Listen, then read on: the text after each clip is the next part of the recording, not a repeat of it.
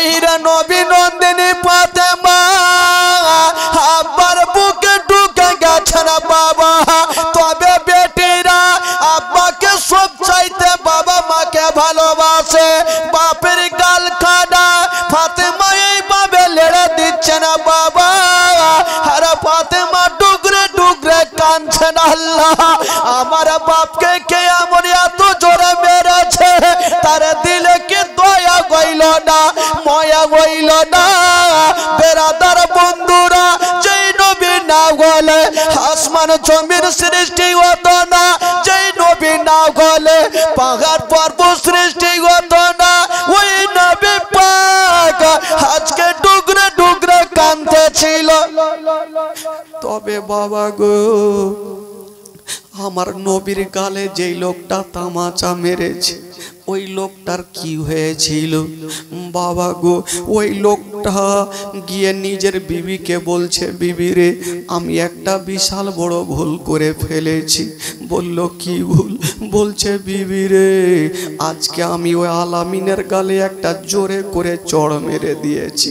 তবে বিবি আমার মন বলে, ওই চুপ, আমার মন বলে, দিল বলে ওই আলামিন কোনো জাদুঘর হতে পারে না, উনি হবে শেষ জামানার নবী।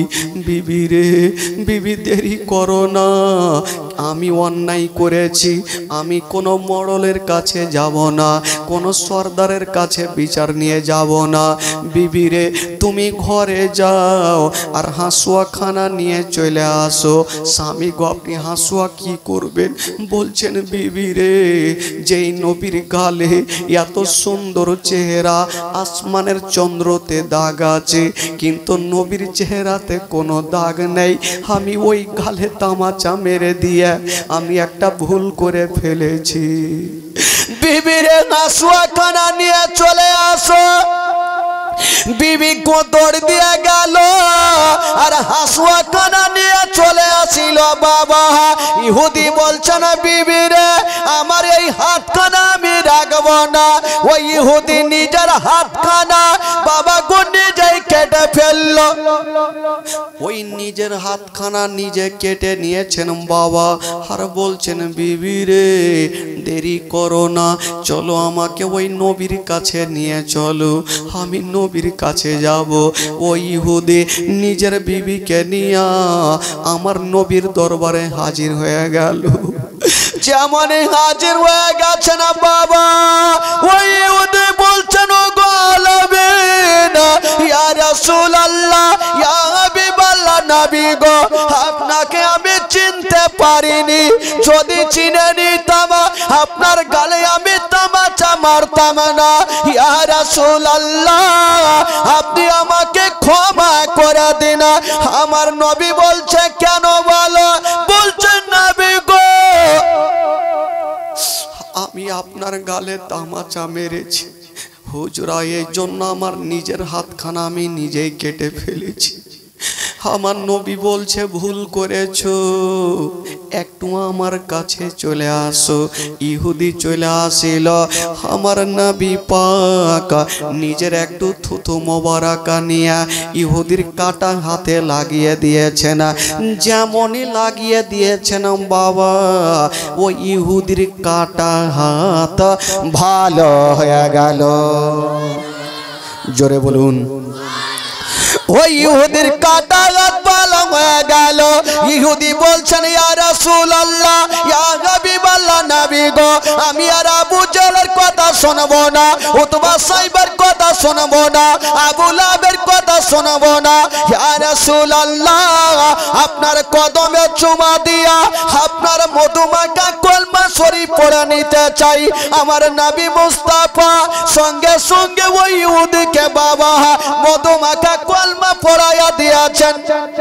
মধুমাখা কলমা পড়ালেন, লা ইলাহা ইল্লাল্লাহ, জোরে লা ইলাহা ইল্লাল্লাহ, লা ইলাহা ইল্লাল্লাহ, লা ইলাহা। अकेला इलाहा इल्लल्लाह मुहम्मदुर रसूलुल्लाह सल्लल्लाहु अलैहि वसल्लम। जोरे बोलुन सुबहानाल्लाह। आरो जोरे बोलुन। गोटा मजमा दुई हाथ तुले बोलुन तो सुबहानाल्लाह। जोरे बोलुन या रासूलुल्लाह। चाचा আপনারা হাত তুলছেন না, কোনো অসুবিধা আছে? পয়সা লাগবে না চাচা, কারণ এটা হচ্ছে নবীর মাহফিল আর আপনাদের জন্য আজকে আমি মেহমান। আর মেহমানের দোয়া আল্লাহর দরবারে কবুল হয় যদি সত্যিকারই আপনারা নবীকে ভালোবেসে থাকেন। একবার হাত তুলে বলুন তো সুবহানাল্লাহ। জোরে বলুন ইয়া রাসূলুল্লাহ। মাশাআল্লাহ। বেরাদার বন্ধুগণ, তবে ওই চল জলদি বাইট। মা বোনদের সংখ্যা সব দিনই বেশি হয়, ভাই বোনদের সংখ্যা খুব বেশি হয় না। চারিদিকে এরকম হয় নাকি? আপনাদের এই মারওয়াবাদী চানপাড়া কি এত বড় এইটি লোককে নিয়ে প্রত্যেক বছর জীবনী হয়? হ্যাঁ, এটিকে নিয়ে যেই বক্তা আসবে হাইরে গাইল দিবে। এখন গাইল দিবে না, পরে গাইল দিবে। আচ্ছা, এই গ্রামে নাকি শুনলাম, এই গ্রামে নাকি কেউ নিশা পান করে না নাকি? আচ্ছা, যারা নিশা পান করে একটু হাত তুলে দেখান তো। তুলেন তুলেন, লজ্জা নাই। নিশা যারা পান করছে হাত তুলেন। কত সুন্দর গ্রামে এসছি। খালাতের লোক জানে হ্যাঁ না, সবাই পান করে। হ্যাঁ, আমার কাছে কানে খবর আছে যে এই গ্রামের 90% মানুষ ওই দিকে লিপ্ত আছে। খোদার কসম, এই যে নিঃশ্বাস ছাড়বেন ঢুকবে তার কোনো গ্যারান্টি আছে ভাই? একটু জোরে বলুন, আছে? এখানে জীবনী শুনে বাড়ি পৌঁছাতে পারবেন তার কোনো গ্যারান্টি আছে? আমি জীবনী করে বাড়ি যেতে পারবো তার কোনো গ্যারান্টি আছে? এদিকে যখন সবই জ্ঞান আছে তো ওই দিকে ঢক ঢক ঢক ঢক করছেন কেন? ওই দিকেও তো খেয়াল রাখা দরকার নাকি হুজুর? তবে একটা জিনিস আছে, মাতাল যতই হোক না কেন, তালে মাতাল হইলে পুলিশ দেখলে ওর মাতালই ভাগ যাবে। একটা লোক একদম ফুল প্যাট খাইয়েছে আর চলে আসছে ফাঁকা রাস্তা দিয়ে, চলে আসছে টুনির মা গান দিচ্ছে আর চলে আসছে। আর ওই রাস্তা দিয়ে একটা পুলিশের গাড়ি কিন্তু চলে গেছে। কোন মারওয়াবাদী যাবে কার কাছে কোন আসামিকে ধরবে, তো পুলিশগুলা ভাবছে ওই আসামির বাড়ি চিনহি না, আর এখানে কাউকে দেখাও যায় না, কাকে জিজ্ঞেস করব। আর মাতাল দেখছে বাপরে তো চলে আসছে, যদি ধরে এলাই তো পাছাতেল পড়বে, লাদ না ভাগবো কুণ্ঠে। পুলিশ যখন কাছাকাছি হলো, মাতাল বাঁচার জন্য চাপ্পাল খুলে দিয়েছে আর একটা কবরস্থানের পাশে গিয়ে এইভাবে হাত জোড়ো করে বলছেন আল্লাহ আল্লাহ আল্লাহ আল্লাহ। কেন জানেন? বাঁচার লেগে যে পাছাতে লাদ না পড়ে। পুলিশগুলা ভাবছে কোন আসামির বাড়ি যাব, কাকে বলবো, তো চলো ওই লোকটা দাঁড়িয়ে আছে ওকে জিজ্ঞেস করি। ও দুটা হিন্দু পুলিশ নাইমে কিন্তু ওর দিকে চলিয়েছে, ও টেরা চোখে দেখছে। আগে মাগি তো ফেঁসে গেলাম, ই তো বেটারা ধরে ফেলবে, আর ধরে লিলার উপায় নাই। পুলিশগুলা ওর পাশে গিয়েছে, ওরাকে দেখে ওর গিয়ার কিন্তু আরো বেড়ে গেছে। কি গিয়ার? একদম শুরু করেছে আল্লাহ আল্লাহ আল্লাহ। আর যারা এ জিজ্ঞেস করতে না পারে ওকে, এত ফুল পাওয়ার বাড়লো, তো পুলিশগুলা ভাবছে ইয়ার দুয়া শেষ হবে তাকে জিজ্ঞেস করব। 1 ঘন্টা 2 ঘন্টা ওর দুয়া না শেষ হয়েছে না, ওকে জিজ্ঞেস করছে। রাগের মাথায় পুলিশগুলো বলছে চল বাড়ি চল, আর দুয়া শেষ হবে না, বাড়ি চল। এরা কিন্তু চলিয়েছে। আর ই মাতাল বলছে রে বেটা গেলি, তোর বাপও আমাকে ধরতে পারবে না, আমি ওই মাতালের মাতাল। ও তো চলে গেল ভাই, কিন্তু গাড়ির মধ্যে দুটা মুসলমান পুলিশ ছিল। এরা জিজ্ঞেস করছে কি ব্যাপার, লোকটা কিছু বললো না। বলো ধুর, তোমাদের কোন এমন দোয়া, এত লম্বা দোয়া জীবনে আবার ছাড়েই না। ওই দুটা মুসলমান পুলিশ মনে মনে ভাবলো ওইটা মনে হয় কোনো আল্লাহওয়ালা আছে, নচেত এত লম্বা দোয়া করে। বলে এক কাজ করো, তোমরা গাড়িতে বসো, আমরা যাবো আর দোয়াতে সামিল হব, কারণ ভালোর দোয়াতে সামিল হলে একটু ভালো হইতে হবে। এই দুটা মুসলমান পুলিশ কিন্তু নেমে চলে যাচ্ছে, আর ও দেখছে ফের তারা চোখে ফের দু বেটা চলে আসছে, এবার মনে হয় ধরা পড়ে যাবো। আসলো আর ওরা ও জুতা খুলেছে, ওর পার্শ্বে ওরা দাঁড়িয়ে গেছে, ও বলছে আল্লাহ আল্লাহ, আর ইয়ারাও বলছে আল্লাহ আল্লাহ। 1 ঘন্টা হইলো, 2 ঘন্টা হইলো, 3 ঘন্টা হইলো, ও দুয়া ছাড়বে তাহলে না ওকে জিজ্ঞেস করবে। এই মুসলমান পুলিশগুলোর মিজাজ খারাপ, বলছে আয় দাঁড়া, একদম দাঁড়িয়ে গেছে। কি হলো? বললো এতদিন হয়ে গেল বাপের জন্মে এত লম্বা দোয়া করিনি, তুই কিসের দোয়া করছিস রে? বলে আমি 1 ঘন্টা করে 2 ঘন্টা করে, আমার ব্যাপার, করবি কর না করবি যা। পুলিশগুলো বলছে ঠিকই কথা, ও দোয়া করলে তো মানা করার কিছু নেই। তো পুলিশগুলো ওকে বলছে আচ্ছা তোর কে মারা গেছে বলতো, যে তুই দোয়া করছিস এত লম্বা? বলছে আমার বাপ মারা গেছে। তো দেখছে ওখানে কোনো কবরই নেই, একটা ছোট্ট বাচ্চার কবর। তো ওকে বলছে তুই যে ছোট্ট বাচ্চার কবরের কাছে কাঁদছিস, বেটা দেখছে মাতাল, ধরা পড়ে গেলাম। উচ্চট করে বলছে এই দারোগা বাপু, আপনি জানেন না আমার বাপ যখন এত বড় ছিল তখনই মরে গেছে।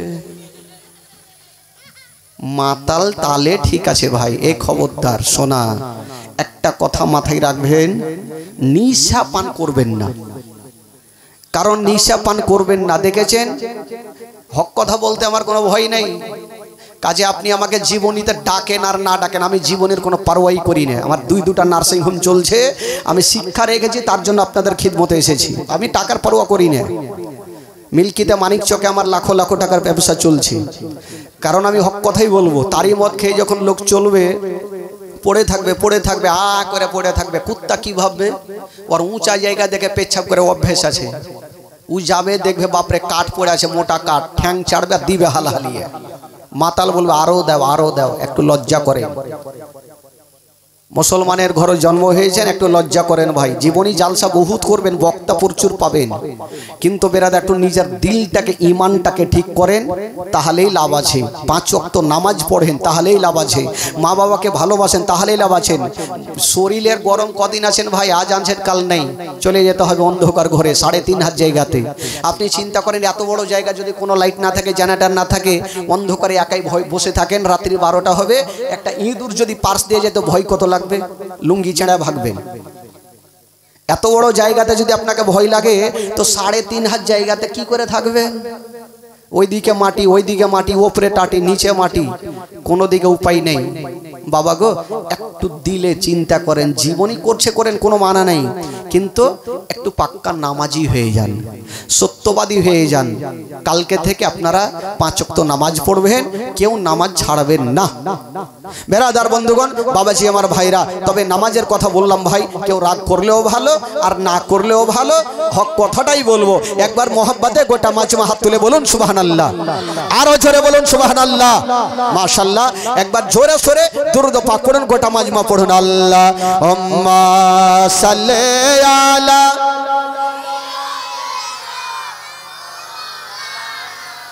মুহাম্মদ ওয়ালা আলে সাইয়্যিদানা ওয়ালা আলে সাইয়্যিদানা মাওলানা মুহাম্মদ সাল্লাল্লাহু তাআলা আলাইহি ওয়াসাল্লাম।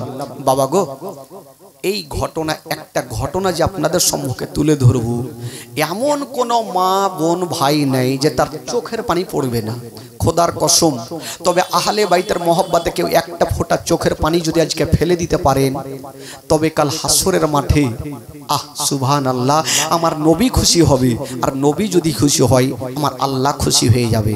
আসেন যুবকেরা, ঘটনা কাকে বলে মা গো, একটু শুনেন খালা, মন দিয়ে কেউ এদিক ওদিক করবেন না, আর বাচ্চাগুলাকে উঠায় ভাই চুপচাপ, কেউ কথা বলবে না। একদিন ইমাম হাসান হোসেনের বয়স কেতাবে লিখছেন 7 এবং 8 বছরের ছেলে। কয় বছর বললাম? 7 এবং 8 বছরের ছেলে। ফাতেমাতুজ জাহরা দোনো বেটাকে নিয়েছেন, আর গালে মুখে চুমা খাচ্ছেন। হঠাৎ করে চুমা খাচ্ছেন আর চোখ দিয়ে পানি।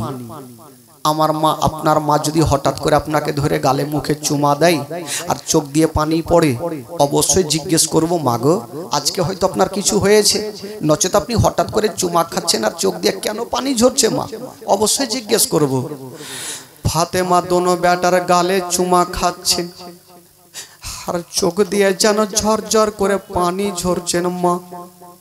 দোনো ছেলে মার হাত ধরে বলছেন, মা গো আজকে তুমি চুমা খাচ্ছ কিন্তু চোখ দিয়ে কেন পানি ঝরছে মা বলো।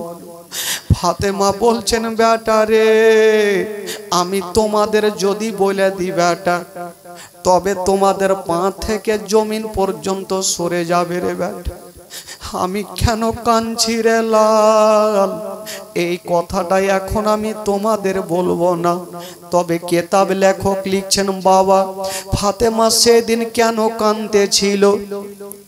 আমার নবী যেদিন ইন্তিকাল করছিলেন বাবা, ফাতেমা ডুগরে ডুগরে কাঁদছিলেন। আমার নবী একটা কথা বলেছিলেন, মা আমার ইন্তিকালের 6 মাস পরে রে মা তোমারও ইন্তিকাল হবে। আজকে নবীর 6 মাস যখন হয়ে গেল, ফাতেমা ভাবছেন আল্লাহ দুনিয়ার কথা মিথ্যা হতে পারে কিন্তু আমার আব্বার কথা কখনো মিথ্যা হতে পারে। আমার আব্বা বলেছে আমার আব্বার 6 মাস পরে আমারও ইন্তিকাল হবে। আল্লাহ আমি গন্তি করে দেখেছি আমার আব্বার 6 মাস পূর্ণ হয়ে গেল। ফাতেমা বুঝে গেল আমি হয়তো আর বেশিক্ষণ বাঁচব না। দোনো লাডলাকে নিয়ে মা গালে মুখে চুমা খাচ্ছেন আর চোখ দিয়ে যেন ঝরঝর করে পানি। দোনো ছেলে বলছেন, মা গো মা তুমি কাঁদছো কেন মা বলো। বলছেন, বেটা রে ওরে লাডলা দুলার ওরে কলেজার পারা ওরে নয়নের তারা, চলো রে বেটা চলো তোমাদের সর্বপ্রথম গোসল বানিয়ে দি। হাইরে নবী নন্দিনী ফাতেমা দোনো ছেলেকে গোসল বানিয়ে দিচ্ছেন বাবা। আর ফাতেমার চোখে দিয়া পানি ঝরে যাচ্ছে।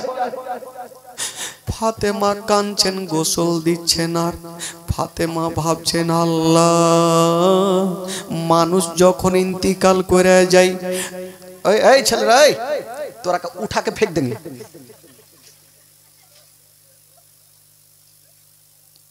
এখানে একজন কেউ বসেন তো ভাই, এখানে একজন কেউ বসেন তো, কেউ একটা কমিটি বসেন, এখানে লাঠি নিয়ে বসেন, চুপচাপ বাইট।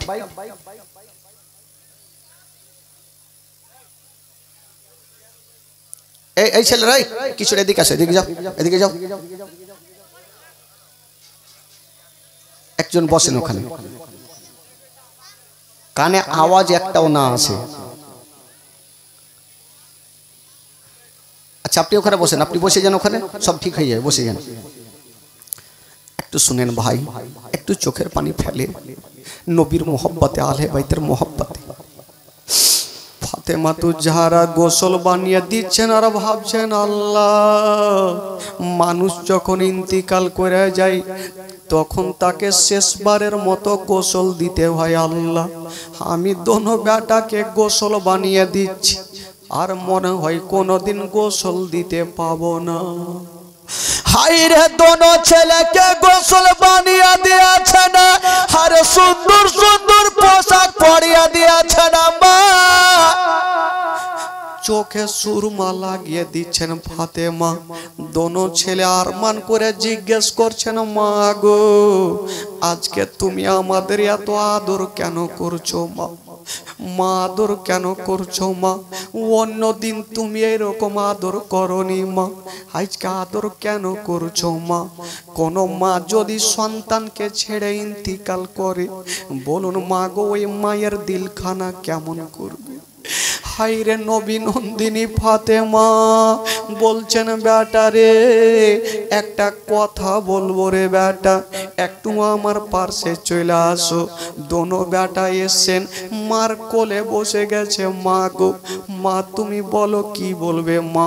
বলছেন, বেটা রে বেটা একটা কথা বলি রে বেটা, আমি হয়তো আর বেশিক্ষণ বাঁচবো না রে বেটা। ইমাম হোসেন দেরি করলেন না, কানতে কানতে মার মুখে হাত দিয়ে বলছেন, মা গো মা গো, মা যার মা জগতে নাই, তার দুনিয়াতে মা কিছুই নাই। মা গো, তুমি হঠাৎ করে মরণের কথা কেন বললে মা? মা আমার অন্তর খানা ফাটছে মা, আমার কলেজা খানা ফাটছে মা। মা তুমি যদি চলে যাও মা, আমাদের সারাটা জীবন অন্ধকার হয়ে যাবে। হায়রে নবী নন্দিনী ফাতেমা দোনো ছেলেকে বুক কানে লাগিয়ে নিয়েছে না বাবা। আরে টুকরে টুকরে কাঁদছে না মা। ওরে বেটা রে, ওরে লাডলা দুলারা, তোমরা চোখের পানি বেটা তোমরা কান্দিও না।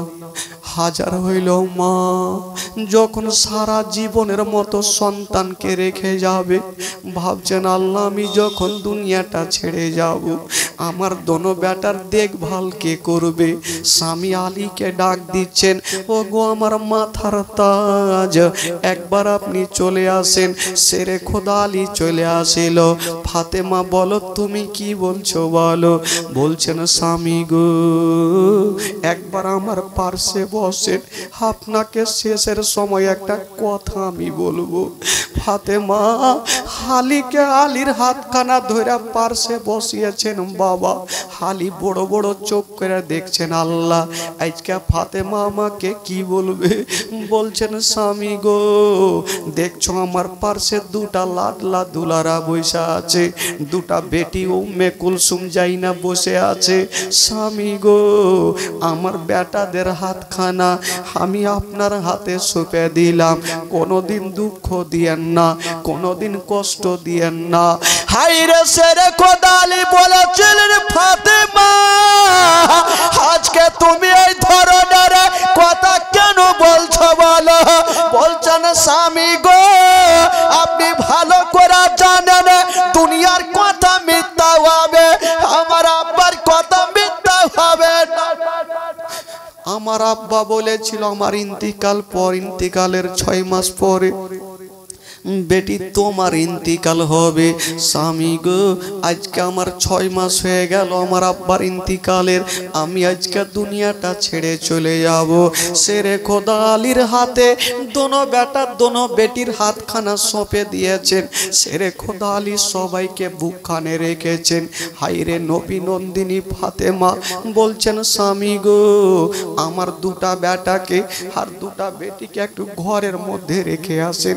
ছোট ছোট বেটি জাইনাব উম্মে কুলসুম দেখছেন মার দিকে, মা কেন কাঁদছে, আব্বা কেন কাঁদছে, আব্বা কেন কাঁদছে। উম্মে কুলসুম বলছেন, মা মা গো, মা তুমি আজকে আমাদের ঘরে কেন পাঠাচ্ছ মা?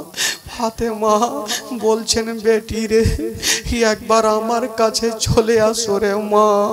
হায়রে নবী নন্দিনী ফাতেমা জাইনাব উম্মে কুলসুমকে বুকখানে ভরে নিয়েছেন বাবা, আর বলছেন, বেটি রে একটা কথা বলো মা, আমি তোমার মা যদি ইন্তিকাল করে যায় তবে তোমাদের কেমন লাগবে বেটি?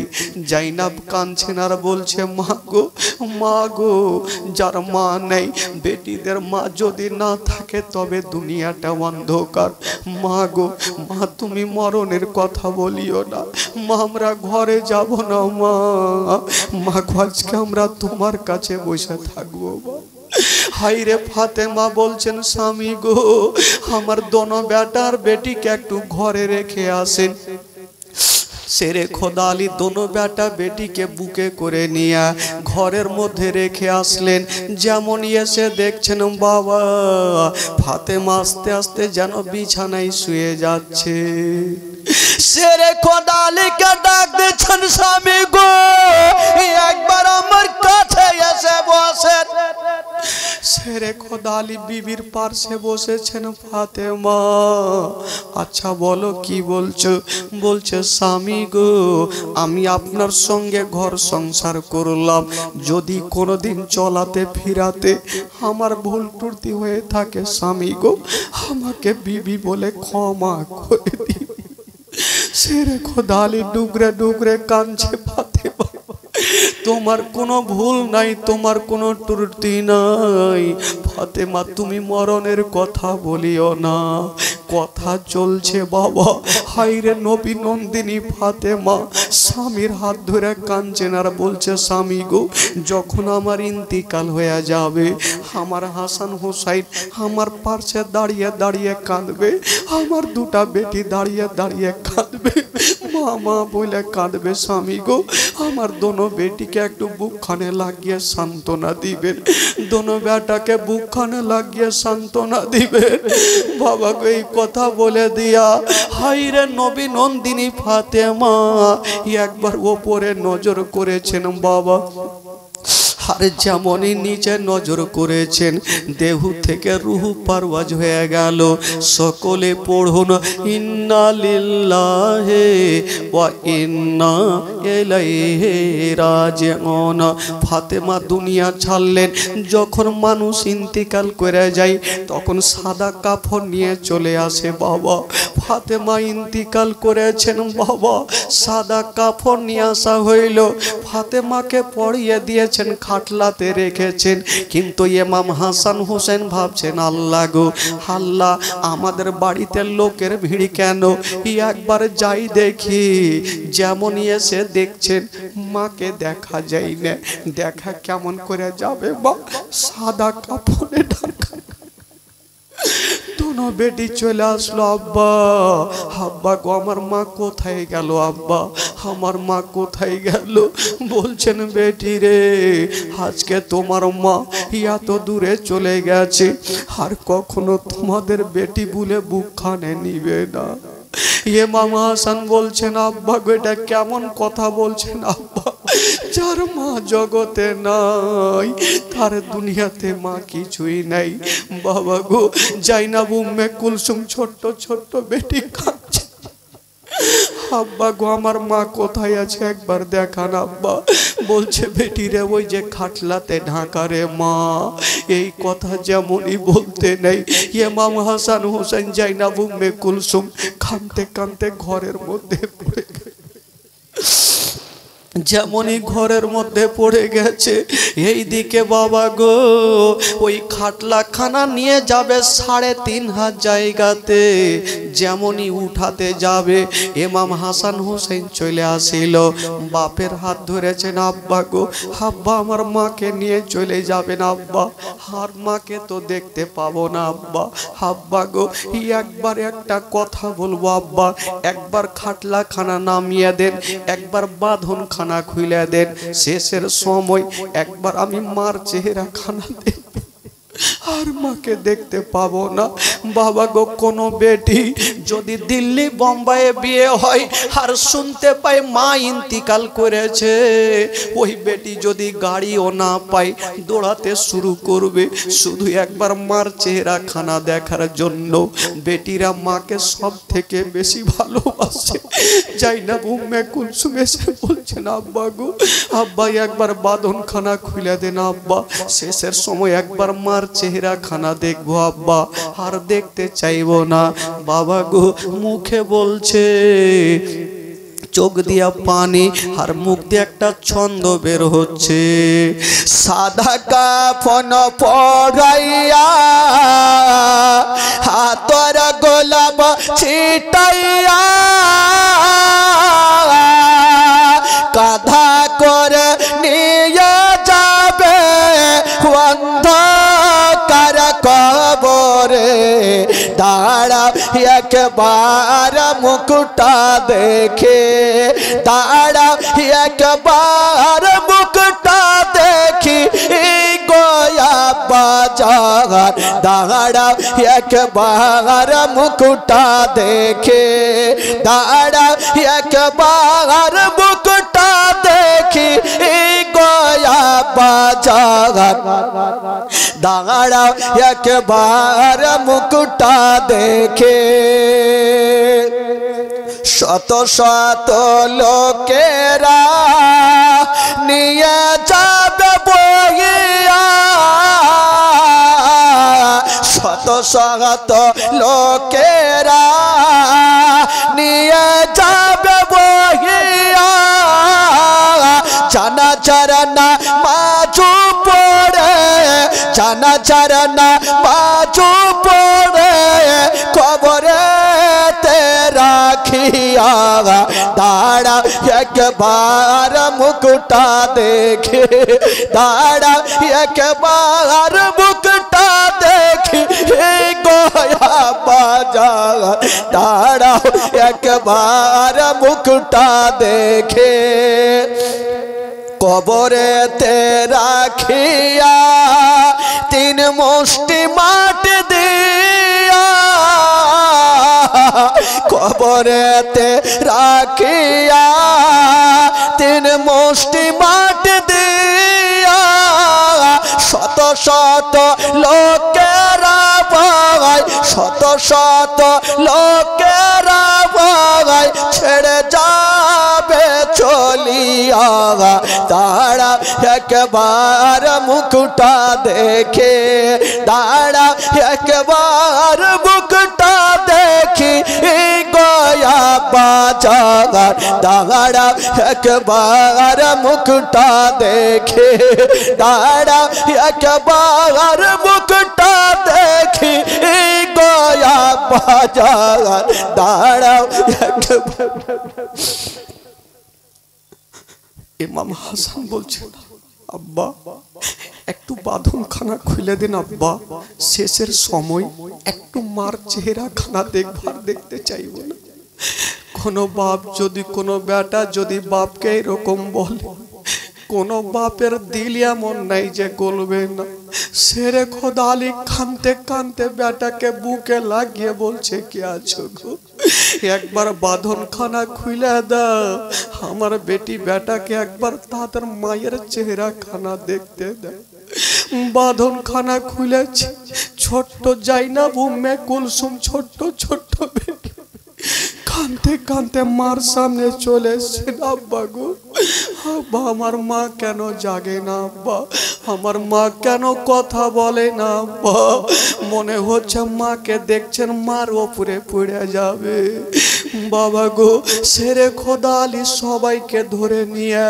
বলছে বেটি তোমরা ঘরে যাও রে মা তোমার মাকে এখন নিয়ে যাব অন্ধকার ঘরে সবাই থাকলো কানতে থাকলো আর ফাতেমাকে নিয়ে যাওয়া হলো অন্ধকার ঘরে 3.5 হাত জায়গাতে রেখেছেন বাবা তবে যুবকেরা ও গো মা একটা কথা মাথায় রাখেন মা কেউ দুনিয়াতে থাকেনি মা কেউ থাকবে না নবী নন্দিনী ফাতেমাকে কবরে রাখা হয়েছে তবে বাবা গো সবাই চলে গেছে মাটি দিয়ে সবাই চলে গেছে মা সেরে খোদা আলী একটা গাছের তলাতে দাঁড়িয়ে দাঁড়িয়ে কাঁদছে ওই দিক থেকে বাড়ির দিক থেকে একটা লোক চলে আসিল আলীর হাত ধরে বলছে আলী তুমি কান্দিও না বললে কেন আমার বিবি ফাতেমা চলে গেছে আমার মনটা ভালো নাই বলছে আলী গো এখন যদি তুমি বিবির জন্য কান্দো তোমার তো বিবি চলে গেছে যদি তুমি দেরি করো তবে তোমার দুটা বেটিও দুনিয়া থেকে চলে যাবে কেন কি হয়েছে বলে আলী গো যখন আমরা বাড়ি যাচ্ছিলাম দেখছি আপনার দুটা ছোট্ট ছোট্ট বেটি গাছের তলাতে মা মা বলে কাঁদছে দুটা বেটা গাছের তলাতে গোড় দিচ্ছেন মা মা বলে কাঁদছে হালি দৌড় দিয়ে গেল ইমাম হাসান হোসেনকে বুকখানে লাগিয়েছে বেটারে তোমরা কাঁদছো কেন হাব্বা গো হাব্বা আমার মাকে কোথায় রেখে আসলেন আব্বা হাব্বা গো একবার মার কাছে যাব মাকে ছাড়া থাকতে পারবো না আব্বা ছোট্ট কালে যারা মাকে হারিয়েছে যারা মার ভালোবাসা পায়নি তারা ভালো করে জানে কতটা কষ্ট হয় রে বাবা একবার যদি যতই বিপদে থাকেন না কেন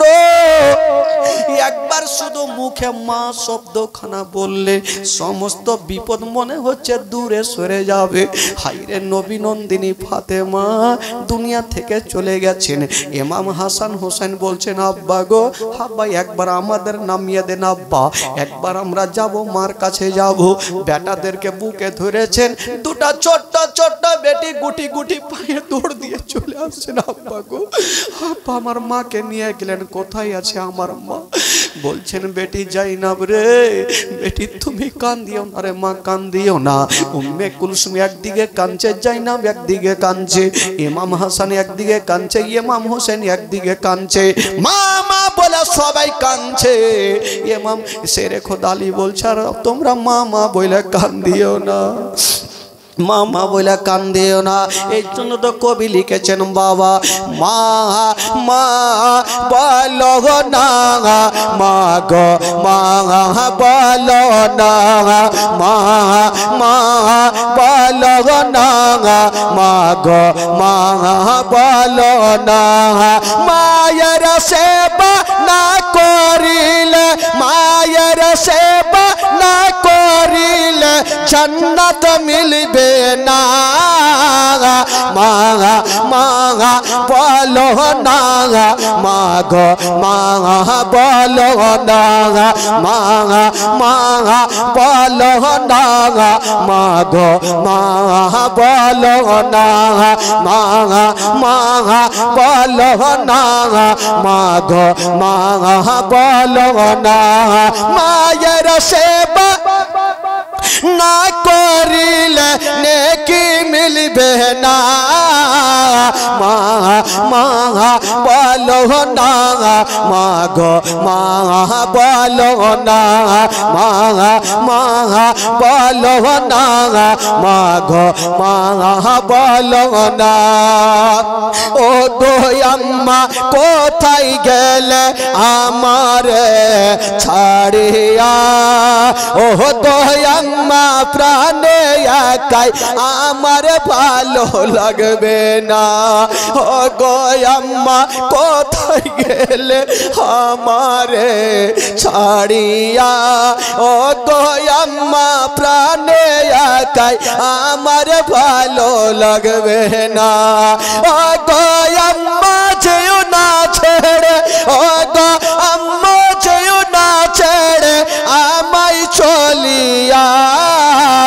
মা মা বলো না, মা গো মা বলো না, মা মা বলো না, মা গো মা বলো না, মা মা বলো না, মা গো মা বলো না। মায়ের সেবা না করিলে নেকি মিলবে না। মা মা বলো না, মা গো মা বলো না, মা মা বলো না, মা গো মা বলো না। দুটা বেটি এসে বলছেন, কি বলছেন? ও গো আম্মা কোথায় গেলে আমারে ছাড়িয়া, ও গো আম্মা প্রাণে একাই আমার ভালো লাগবে না।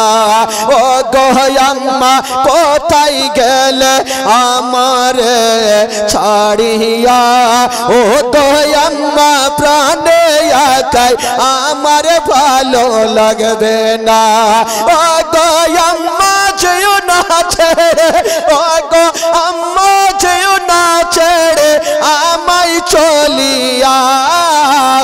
মা মা বলো না, মা গো মা বলো না, মা মা বলো না, মা গো মা বলো না, মা মা বলো না, মা গো মা বলো না।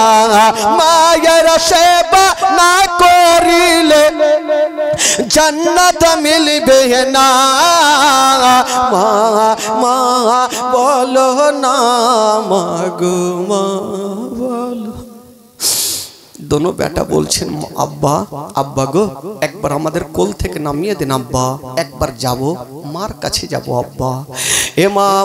ইমাম শেরে খোদা আলী বলেছিলেন বেটা রে সবাইকে একদিন দুনিয়াটা ছেড়ে চলে যেতে হবে রে বেটা। কেউ থাকেনি আর কেউ থাকবে না। বেটা বেটিকে সান্ত্বনা দেওয়া ছাড়া আর কোনো উপায় নেই রে বাবা। আজকাল যদি কোনো বাড়ি থেকে একটা মা দুনিয়া ছেড়ে দেয়, ছোট্ট বেটা বেটি কাঁদবে, তখন কি করে সান্ত্বনা দিবে? সবাই গিয়ে পার্শ্বে দাঁড়িয়ে যাবে, আজকে তুমি কান্দিও না, সবাইকে দুনিয়াটা ছেড়ে যেতে হবে। সেই সময়তে তাকে বুঝিয়ে দিলেন, সান্ত্বনা দিয়ে বুঝিয়ে দিলেন, কিন্তু যতদিন পর্যন্ত ওই সন্তানটা থাকবে কিন্তু মার ভালোবাসা পাবে না। বলুন তার দিলখানা কতটা কাঁদবে। বাবা গো, যার মা জগতে নাই তার দুনিয়াতে কিছুই নাই, তার দুনিয়াটা অন্ধকার। ইমাম হাসান হুসাইন বলছেন, আব্বা গো, আব্বা একবার কোল থেকে নামিয়ে দেন, আব্বা একবার মার কাছে যাব। দোনো বেটা কোল থেকে নেমে গেল আর মার কবরের দিকে দৌড়াতে আরম্ভ করেছেন। ইমাম হাসান হুসাইন দৌড়াচ্ছেন, শেরে খোদা আলী পিছন থেকে দৌড়িয়েছেন, দুই বেটাকে ধরেছেন। ওই দিকে দোনো বেটি গাছের তলায় বসে গেছেন, ছোট্ট ছোট্ট বেটি ডুগরে ডুগরে কাঁদছেন আর বলছেন, আব্বা গো, আব্বা আমার মা কোথায় গেল? ছোট্ট ছোট্ট বাচ্চা, 4-5 বছরের ছোট্ট ছোট্ট বেটি, তারা কেমন করে বুঝবে মরণটা কাকে বলে, কাকে মরণটা বলে? কিন্তু মা সারা দিনের সারা জীবনের মতো চলে গেছে, এই কথাটা ছোট্ট বেটিরা কেমন করে বুঝবে? বাবা গো, মাকে দেখতে পাই না, শুধু একটাই কথা বলছেন, আব্বা আব্বা গো। বলুন একটা 3 বছরের ছেলে, 5 বছরের ছেলে যদি মাকে দেখতে না পাই, আব্বাকে বলবে, আব্বা আমার মা কোথায় গেল? আব্বা এই কথাটা বলছেন, আব্বা গো আমার মা কোথায় গেল? বলছেন, বেটি রে মা বাড়ি চলো, বাড়ি চলো। বেটা বেটিকে সান্ত্বনা দিয়ে রাখলেন বাবা। তবে যুবকেরা রে, একটা কথা বলি বাবা, কেউ মা বাবাকে কষ্ট দিবেন না, মাকে কেউ ধিক্কার দিয়ে গালি দিবেন না। যদি পারেন বাবা তবে বাড়ি যান আর মায়ের কদমে একটা চুমা দিয়া দেন। জোরে বলুন। যদি পারেন বাবা তবে মায়ের কদমে একটা চুমা দিয়ে দেন, কিন্তু মাকে কষ্ট দিবেন না। কেন দিবেন না? হায়রে দরদিনে মা, যতক্ষণ পর্যন্ত রাত্রি 12টা বেজে যাবে মা রাস্তার ধারে দাঁড়িয়ে থাকবে, আমার বেটা যতক্ষণ পর্যন্ত আসবে না আমি ঘরের মধ্যে যাব না। বেটা চলে আসিবে, বেটা একবারও জিজ্ঞেস করলো না, মা গো মা তুমি কেন দাঁড়িয়ে আছো? কিন্তু মায়ের দিল বলে, মন বলে, আমার বেটাকে যতক্ষণ আমি খাওয়াবো না আমি ততক্ষণ পর্যন্ত খাবো না। কাকে মা বলে? ওই মা বেটাকে খাবার খাইয়ে দিয়া মা বিছানাতে থাকছেন, বেটা একবারও জিজ্ঞেস করে না, মা গো আপনি খেয়েছেন কি খাননি? এই কথাটা জিজ্ঞেস করলেন না।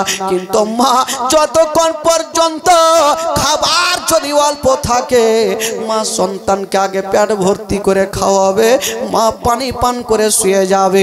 ওই মাকে কেমন করে ভুলবেন বাবা? এই যে শীতের রাত, বাচ্চা ছোট্ট বাচ্চা পেচ্ছাপ করে দিয়েছে না, এই রাতের অন্ধকারে মা কোথায় যাবে?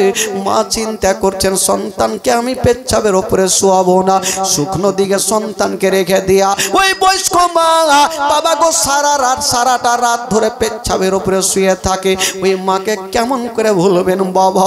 মা বেটা নদী পার হচ্ছেন বাবা, নদী পার হচ্ছেন, নৌকাতে পার হচ্ছেন, চলে যাচ্ছেন, অর্ধেকটাই একটু আছে, নদী পার হয়ে যাবে। স্বামী বলছে, বিবি তাড়াতাড়ি চলে আসো। বিবি পার হচ্ছেন, খোদার কি এমন কারিশমা দেখুন, নৌকা ডুবতে আরম্ভ করেছে, নৌকা ডুবে যাচ্ছে। মা ভাবছেন, আল্লাহ গো আমার কোলে একটা 3 মাসের বাচ্চা, আল্লাহ গো যদি আমি ডুবে যাই আমার সন্তানও ডুবে যাবে, আমার সন্তানও ডুবে যাবে। স্বামী দূর থেকে কাঞ্চন বলছে, বিবি সব শেষ হয়ে গেল, তোমরা তো ডুবে যাবে, তোমরা মারা যাবা। বিবি বলে, স্বামী গো ও গো আমার মাথার তাজ, আমার মরণের কোনো চিন্তা নাই।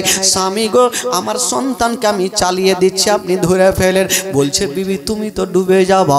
বলছে, স্বামী গো আমার যদি মরণ হয়ে যায় কোনো যায় আসে না, কিন্তু এই মায়ের সামনে যেই মা 9 মাস 10 দিন ধরে গর্ভে রেখেছে, মা দুগ্ধ পান করিয়েছে, আর ওই মায়ের সামনে যদি সন্তান ডুবে যায় এ মা সহ্য করতে পারবে না।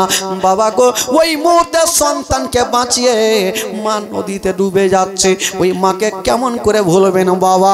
ও যুবকেরা, একটাই কথা বলে দি বাবা গো, যাদের মা বেঁচে আছে পারেন গো, তবে মার কদমে চুমা দিবেন। মার বাদ দোয়া কারেন্টের মতো লেগে যায়, মা যদি দোয়া করে দেয় আল্লাহর দরবারে কারেন্টের মতো দোয়া কবুল হয়ে যায়। আল্লাহুম্মা সাল্লি আলা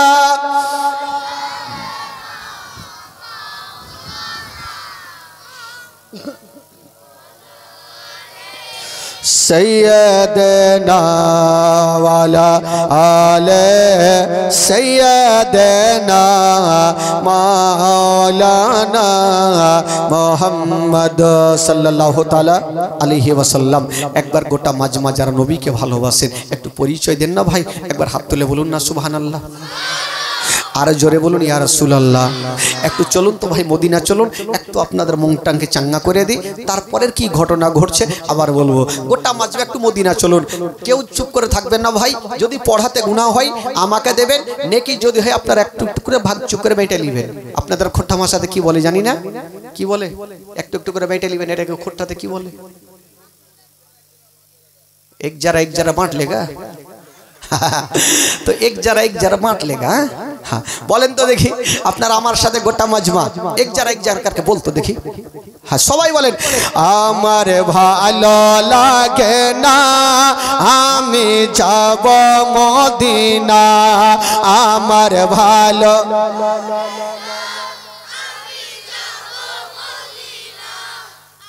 দেখিবানো। देख गे खेला कौन तेरे पढ़े है এরকম পড়বে এতগুলো আছেন মাশাআল্লাহ। কালকে থেকে আজকের লোক ভালো আছে, তবে এরকম পড়লে চলবে না ভাই। একটু গোটা মাজমা জোরে পড়বেন, পড়াতে গুনাহ হবে না ভাই, তাহলে ঈমান তাজা হবে। মুখে কাপড় রাখবেন না, কেউ মুখে কাপড় রাখছে তো পড়বে তো আর আওয়াজ আসবে ধরে। করোনা নাই ভাই, করোনা চলে গেছে। পড়ুন দিল থেকে পড়ুন, জোরে পড়ুন। আমার ভালো লাগে না আমি, हाँ এবারও হয়েছে, আর একটু জোরে হবে। আমার ভালো লাগে না আমি, আমার ভালো মদিনাতে না গেলে মন শান্তি পাবে না, আমার ভালো লাগে না আমি, জোরে জোরে আমার ভালো মনে আছে যে আশা নবী গো হবে তোমার সঙ্গে দেখা, মনে আছে যে আশা নবী গো হবে তোমার সঙ্গে দেখা। ওগো পাখির মতো থাকতো না উড়ে যাব মদিনায়, আমার ভালো লাগে না, জোরে জোরে আমার ভালো, আমার ভালো লাগে না আমি, পাঁচ ওয়াক্ত নামাজ যারা করিবেন আদায়, জোরে বলুন সুবহানাল্লাহ। আচ্ছা যারা 5 ওয়াক্ত নামাজ পড়ছেন একটু হাত তুলে দেখান তো, যারা নামাজ পড়ছেন। কে কইছে না রে তাকবীর? যারা 5 ওয়াক্ত নামাজ পড়ছেন একটু হাত তুলেন, দিল থেকে হাত তুলেন তো দেখি কটা আছেন, একটু দেখেইলি। 1 2 3 6টা। আচ্ছা যারা পড়ে না তারা একটু হাত তুলেন, লজ্জা নাই, পড়ি না মানে পড়ি না, হাত তুলেন। না ইধরি কো নাই উধরি কো, না এদিকে না ওইদিকে, কোনো দিকে নাই। একটা লোক রাগের মাথায় চলে এসেছে, যখনই মাওলানা নামাজের কথা বলেছে চলে এসে, আয় মাওলানা সাহেব শুধু নামাজ নামাজ পড়ছেন। বলে বলবো না তো কি বলবো? বলে বিনা উজুতে নামাজ হবে কি? তো মাওলানার মিজাজ খারাপ হবে কি হবে না? বলছে ঠান্ডার দিনে উজু করতে পারি না তো কি করব, বিনা উজুতে হবে কি? বলে মাওলানা সাহেব রাগের মাথায় ওকে বলছে যা হয়ে যাবে তোর, যা। এই লোকটা চিন্তা করলো বাপ রে, বিনা উজুতে নামাজ হবে তো পড়বো না কেন? এই লোকটা ফান ফান করে চলে যাচ্ছে। মাওলানা সাহেব দেখলো, বাপরে এই লোকটা তো গোটা গ্রামকে পিটিয়ে দিবে যে বিনা উজুতে নামাজ হইবে, মশলা শিখেছি। ডাকলে শোন, বিনা উজুতে নামাজ হইবে, তবে একটা উপায় আছে। যদি কোনো অসুখ থাকে, কোনো ব্যারাম থাকে, তবে তাইয়ামুম করে নামাজ পড়তে হবে। তাইয়ামুম বুঝলেন তো? তাইয়ামুম কাকে বলে বুঝলেন? যে ঢেল হোক বা মাটি হোক নিয়ে তাইয়ামুম করে একটা নামাজ পড়তে হবে। উজু না করলেও হবে। যদি অসুখ থাকে, পানি ধরলে আপনার অসুবিধা হচ্ছে, তাইয়ামুম করবেন। তো ওই লোকটা মনে মনে ভাবলো, আমি সারা জীবন অসুখের বাহান করব, তাইয়ামুম করে নামাজ পড়বো না, পানি ধরবো না, ঝামেলা হইবে। বাড়ি যাওয়ার বিবিকে বলছে, ও রহিমা কি মা, কি হওয়া? বলছে বিবিরের নতুন মশলা শিখাইছি, তাই এমন করে নামাজ পড়বো। তুমি একটা ঢেল মাটি, ঢেল বলে না কি বলে আপনাদের? হেলা, ঢেলা, ঢেলা। তো ঢেলা নিয়ে সুন্দর বাবা আমার বিছানার দিকে রেখে দিও, পায়ের দিকে। সকালে আজান হবে, তখন তাই এমন করে নামাজ পড়তে যাব। বিবি ভাবলো, বাপরে স্বামী যখন নামাজি হয়েছে তো খুশির খবর। বিবি গেল মাঠে ঢেল খুঁজতে, ঢেল পাইল না, পায়ে লাগলো কাঁটা। ই রাগের মাথায় বিবি বলছে, থাম, তিসকো দেখে তোমার লেগে আমার পায়ে কাঁটা গড়বে। ও ঢেল নিল না, বাড়ি ঘুরে চলে আসলো। আর ওই রান্না ঘরে ঢুকে রুটি পাকা খোলা নিয়ে যে উল্টা করে রেখে দিয়েছে। খোলা বুঝলেন? খোলা কি বলে আপনাদের ভাষায়? ছাপড়ি, খাপড়ি। আগে মা কে এই বাপের কালে শুনিনি খাপড়ি। তো খাপড়ি উল্টা করে রেখে দিয়েছে। আর এই মোটা বুদ্ধা পাগলা ভাবছে হয়তো বিবি তো রেখেছে, ঘুমিয়ে ছাড়াবে।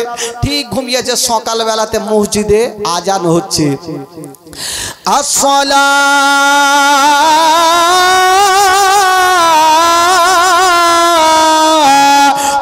খায়রুম মিনান নাম।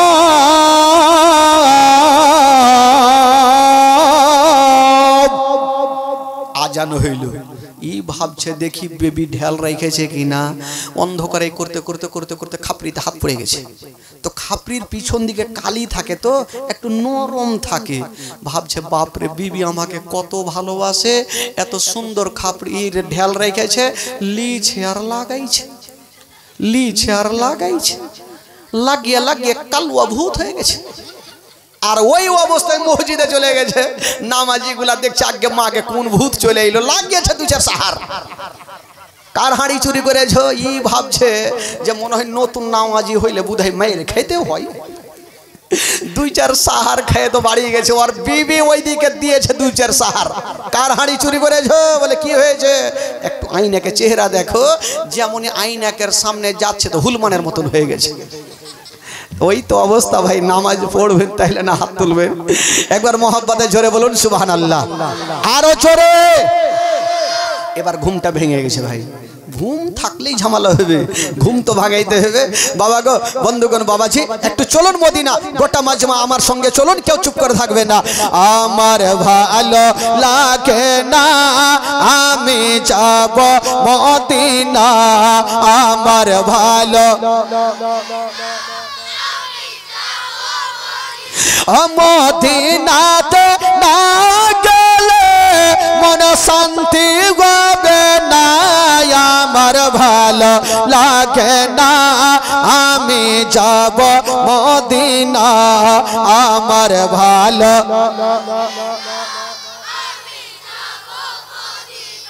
পাঁচ ওয়াক্ত নামাজ যারা করিবেন আদায়, পাঁচ ওয়াক্ত নামাজ যারা করিবেন আদায়। অগর নামাজ না পড়লে পরে নেকি মিলবে না। আমার ভালো লাগে না, আমি জোরে জোরে, আমার ভালো তাফাজুল ইসলাম আজ জীবনী করে, তাফাজুল ইসলাম আজ জীবনী করে। এই জীবনী না শুনলে নেকি আমার ভালো লাগে না, আমি যাব মদিনা আমার ভালো।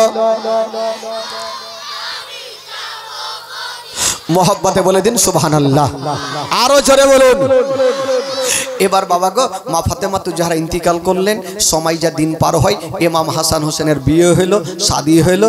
बाबा गो दिन जेते लागलो, समय काटते लागलो। एई करते करते बाबा गो बंधुगण बाबाजीरा आपनादेरके पहुंचा दी, मदिनाय पहुंचा दी। और जेमनই मदिनाय जावा इमाम हासान के सबाई मानते लागलो, गोटा मदिनार मानुषेरा मानते लागलो। ओई चुपचाप बैठ। इमाम हासान के सबाई मानते लागलो। तबे शुनेन, आमिरे माविया उनी एकजन साहाबिये रासूल छिलेन। जोरे बोलुन सुबहानाल्लाह। साहाबिये रासूल आमिरे माविया, किन्तु उनार बेटा जार नाम किताबे लिखছেন याजिद। अच्छा बोलुन, याजिद भालो छिलो भाई? भालो छिलो? पालिद नापाक। ওই ইয়াজিদ কে তার আব্বা ডাকছেন, ওরে বেটা ইয়াজিদ একটু আমার কাছে আসো। বেটা রে, আমি এখন গদিতে আছি বেটা, যদি আমার ইন্তিকাল হয়ে যায় তবে আমার গদিতে ইমাম হাসানকে বসাবে, কারণ ইমাম হাসান হোসেন নবী বংশের ছেলে, জান্নাতি ফুল, আলে রাসূল, তার পারমিশন ছাড়া তুমি কোনো কাজ করবে না। এই কথা বলে দিয়া আমির মাবিয়া ইন্তিকাল করলেন। বাবা গো সকলে পড়ুন, ইন্না লিল্লাহি ওয়া ইন্না ইলাইহি রাজিউন। আমির মাবিয়া যখন ইন্তিকাল করলেন, ইয়াজিদ মনে মনে ভাবলো, বাপরে আমার বাপের গদিতে আমি ইমাম হাসানকে বসাবো, জিন্দেগিতে বসাবো না। ইয়াজিদ বসলো, কিন্তু বাবা গো যতই বসুক না কেন গোটা মদিনার মানুষেরা ইমাম হাসানকে মানতে লাগলো, ইয়াজিদকে কেউ মানে না। ইয়াজিদের মিজাজ খারাপ, যে আমাকে কেউ মানে না, কি করা যাবে? ইমাম হাসানকে যতক্ষণ পর্যন্ত দুনিয়া থেকে না সরাবো আমার পথের কাঁটা যাবে না। ওই ইয়াজিদ একটা লোককে ডাকলেন, ওই লোকটার নাম হচ্ছে মারওয়ান। কি নাম? জোরে বলুন, কি নাম? মারওয়ান। মারওয়ানকে ডেকে বলছেন, ওগো মারওয়ান, যদি তুমি ছলে বলে কৌশলে ইমাম হাসানকে দুনিয়া থেকে সরাইতে পারো, তোমাকে প্রচুর টাকা দেব, যে টাকা সারা জীবন বসে বসে খাবে, তোমার টাকা শেষ হবে না। তো মারওয়ান চিন্তা করলো, সুযোগ তো ভালো আছে, টাকাওয়ালা হইতে হবে, কি করা যাবে? মারওয়ান বাবা গো ইমাম হাসানকে মারার জন্য ছদ্মবেশী সেজে একটা রাস্তা ধরে চলে যাচ্ছেন। যেতে যেতে দেখছেন বন্ধুরা, একজন একটা জঙ্গলে একটা গাছের তলাতে একটা মা বসে আছেন, আর চোখ দিয়ে ঝরঝর করে পানি ঝরে। যে মেয়েটা গাছের তলাতে বসেছিল ওই মেয়েটার নাম কি কিতাবে লিখছেন বাবা? যে মেয়েটা গাছের তলাতে বসেছিল ওই মেয়েটার নাম হইল মাইমুনা কুটনি। কি নাম বললাম? কাউরি নাম থাকলে রাগিয়েন না খালা। মাইমুনা কুটনি গাছের তলাতে বৈশা বৈশা কানছে। মারওয়ান জিজ্ঞেস করছেন, এই ছেলে, মারওয়ান জিজ্ঞেস করছেন, মা গো তুমি গাছের তলাতে কানছো কেন? ওই মাইমুনা বলছেন, বাবা রে, সবারই পাকা পাকা বাড়ি, আর আমার হইল টাটি বাড়ি। টাকা না থাকার কারণে আমি পাকা বাড়ি দিতে পারি না। মারওয়ান ভাবলো এই মেয়েটার টাকার লোভ আছে, একে দিয়ে কাজ করাইতে হবে। বলছে, মা গো তুমি একটা কাজ করতে পারবে? এত টাকা দেব, সারা জীবন বৈশা বৈশা খাবে, টাকা শেষ হবে না। দেখেন বাবু, লোকের ওপরের লোক। ইয়াজিদ ফিট করলো কাকে? মারওয়ানকে। আর মারওয়ান ফিট করছে কাকে? মাকে ইফের কাত্তা জোরে কইছে, সকালে হিলতে দিবেন রা বাপু। ওই মাইমুনা কুটনিকে বলছে, তুমি একটা কাজ করতে পারো, প্রচুর টাকা দেব। বলে, কি কাজ? বলে, তোমাকে কাজ করতে হবে ওই ইমাম হাসানকে যদি তুমি দুনিয়া থেকে সরাতে পারো, তবে প্রচুর তোমাকে তোমাকে টাকা দিব। মাইমুনা বলছেন বাবা রে যা বলেছ আর বলিও না, এই মদিনার মাটিতে ইমাম হাসানকে সবাই মানে, এতই ভালোবাসে। উনারা হচ্ছে নবী বংশের আওলাদ, জান্নাতি ফুল আলে রাসূল। উনাদের ওপরে যদি আঙ্গুল চালিয়ে দিই তবে নবী নারাজ হয়ে যাবে, আমি এই কাজ করতে পারবো না। মারওয়ান বলছেন মা গো তোমাকে একটা রাত সময় দিলাম, কালকে তুমি বাড়ি যাও, আলোচনা করো, ডিসিশন নাও, আবার কালকে এই জায়গাতে দেখা করো। যাও মা, তুমি একটা রাত তোমাকে সময় দিলাম, তুমি বাড়িতে গিয়ে আগে ডিসিশন নাও। ওই মেয়েটা মনে মনে বলছে আমি মারতে পারবো না, কারণ ইমাম হাসানকে এত ভালোবাসে, আমি কি করে মারবো। ওই মারওয়ান বাবা গো কি বলে, মাইমুনা চলে গেল, মারওয়ানও গেল। মাইমুনা কুটনির ঘুমটা হারিয়ে গেল। কেন? টাকার লোভ হইল যে এই এত বড় কাজ যদি কষ্ট করে করি তবে প্রচুর টাকা পেয়ে যাব। ওই মারওয়ান যেই কথা বলেছে আমি সেই কথাতে চলবো। ওই মাইমুনা কুটনি বাবা গো সকাল বেলাতে চলে গেছেন, আর গাছের তলাতে বসে গেল। মারওয়ান চলে আসিল, বলছেন মা গো আচ্ছা বলো মা, তোমার ডিসিশনটা বলো মা। মাইমুনা বলছেন বাবারে তুমি যেটা বলেছো সেটাই করব, ইমাম হাসানকে আমি মারবো। ঠিক আছে, তুমি যখন মারবে তবে তুমি রেডি হয়ে যাও। ওই মাইমুনা কুটনি ইমাম হাসানকে মারার জন্য বাবা গো ছদ্মবেশী সাজতে লাগলো। কেমন করে মারবো? যদি ইমাম হাসানকে মারতে হয় তবে তার বাড়ির পরিবারের সঙ্গে একটা রিশতা তৈরি করতে হবে। কুটনিদের বুদ্ধি কিন্তু ফের বেশি হয়। হ্যাঁ, কুটনিদের বুদ্ধি গিরহে গিরহেতে বেশি থাকে।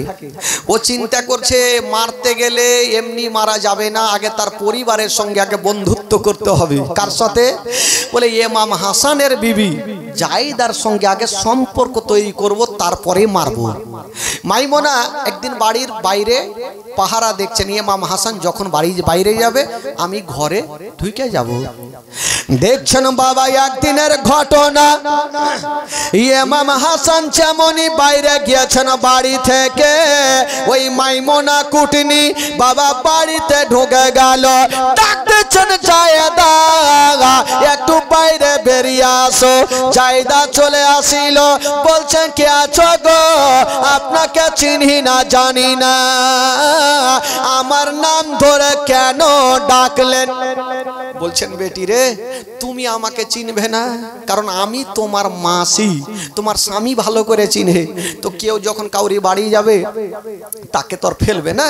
তো বলে যাকে মাসি যখন আপনি এসছেন তো খুব ভালো কথা, বসেন। বলে বসবো না, তোমার স্বামীর সঙ্গে দেখা করতে আসলাম।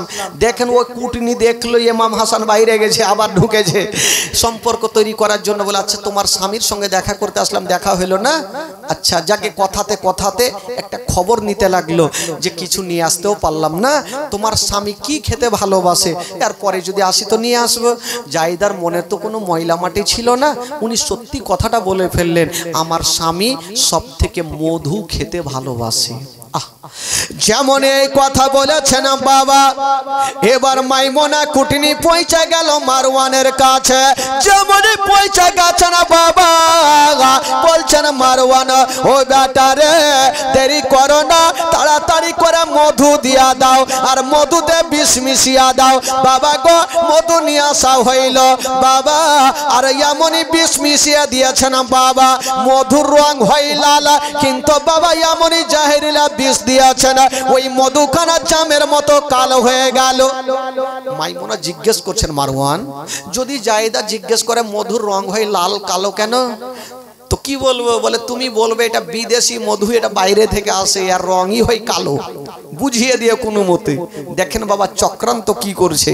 ঠিক আছে, ওই মাইমুনা মধুখানা নিয়া, কালো মধুখানা নিয়া ইমাম হাসানের বাড়ির চতুর্দিকে ঘুরতে লাগলো। যেমন ঘুরছে না মা, দেখছে না বাবা গো, ওই মাইমুনার মনের ধারণা ইমাম হাসান যখন বাইরে যাবে আমি তখন বাড়িতে ঢুকবো। যুবক বন্ধুরা, একদিনের ঘটনা, ইমাম হাসান যেমনই বাইরে গিয়েছে না বাবা, ওই মাইমুনা ওই মধুখানা নিয়া বাড়িতে ঢুকে গেল। ডাক দিচ্ছেন জায়দা। জায়দা আবার আসলো, মাসি গো কি খবর, আপনি আবার আসলেন? বলে তোমার স্বামী কোথায়? বলে মাসি গো আপনার ভাগ্য ছাড়া ভাগ্য নাই, এখনই তো গেল। ও দেখলো তবু জিজ্ঞেস করছে, আরে দেখা তো হইলো না, কি করব না করব, ভাগ্যটাই খারাপ। এই যে মধুখানা নিয়েছি তোমার স্বামীকে দিয়ে দিও না, আমার কথাটা একটু বলে দিও। ঠিক আছে, জায়দার তো কোনো মনের মধ্যে মহিলা মাটি নেই, মাসি দিয়ে গেছে, মধুখানা নিয়ে বাড়িতে রেখে দিয়েছেন। যেমনই রেখে দিয়েছেন বাবা, ঠিক কিছুক্ষণ পরে ইমাম হাসান যেন বাড়িতে ঢুকে গেল। ডাক দিচ্ছেন, বিবি রে দেরি করো না, আমাকে কিছু খাবার দিয়া দাও। বিবি ভাবছেন, আল্লাহ গো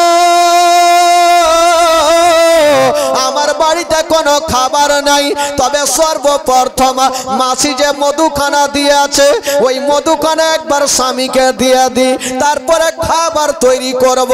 মধুখানা দিয়েছে না, স্বামী গো আমার এই যে মধুখানা আপনি খেয়ে নেন। ইমাম হাসান বাবা গো একটু আঙুলে লাগিয়েছে না মধুখানা, যেমন আঙুলে লাগিয়েছে না মা, ওই মধুখানা নিয়ে জিভাতে দিয়েছে না বাবা, ওই জিভার মধুখানা পেটের ভিতরে চলে গেছে না। যেমন পেটে যাওয়া কলেজা জ্বলতে আরম্ভ করে দিল।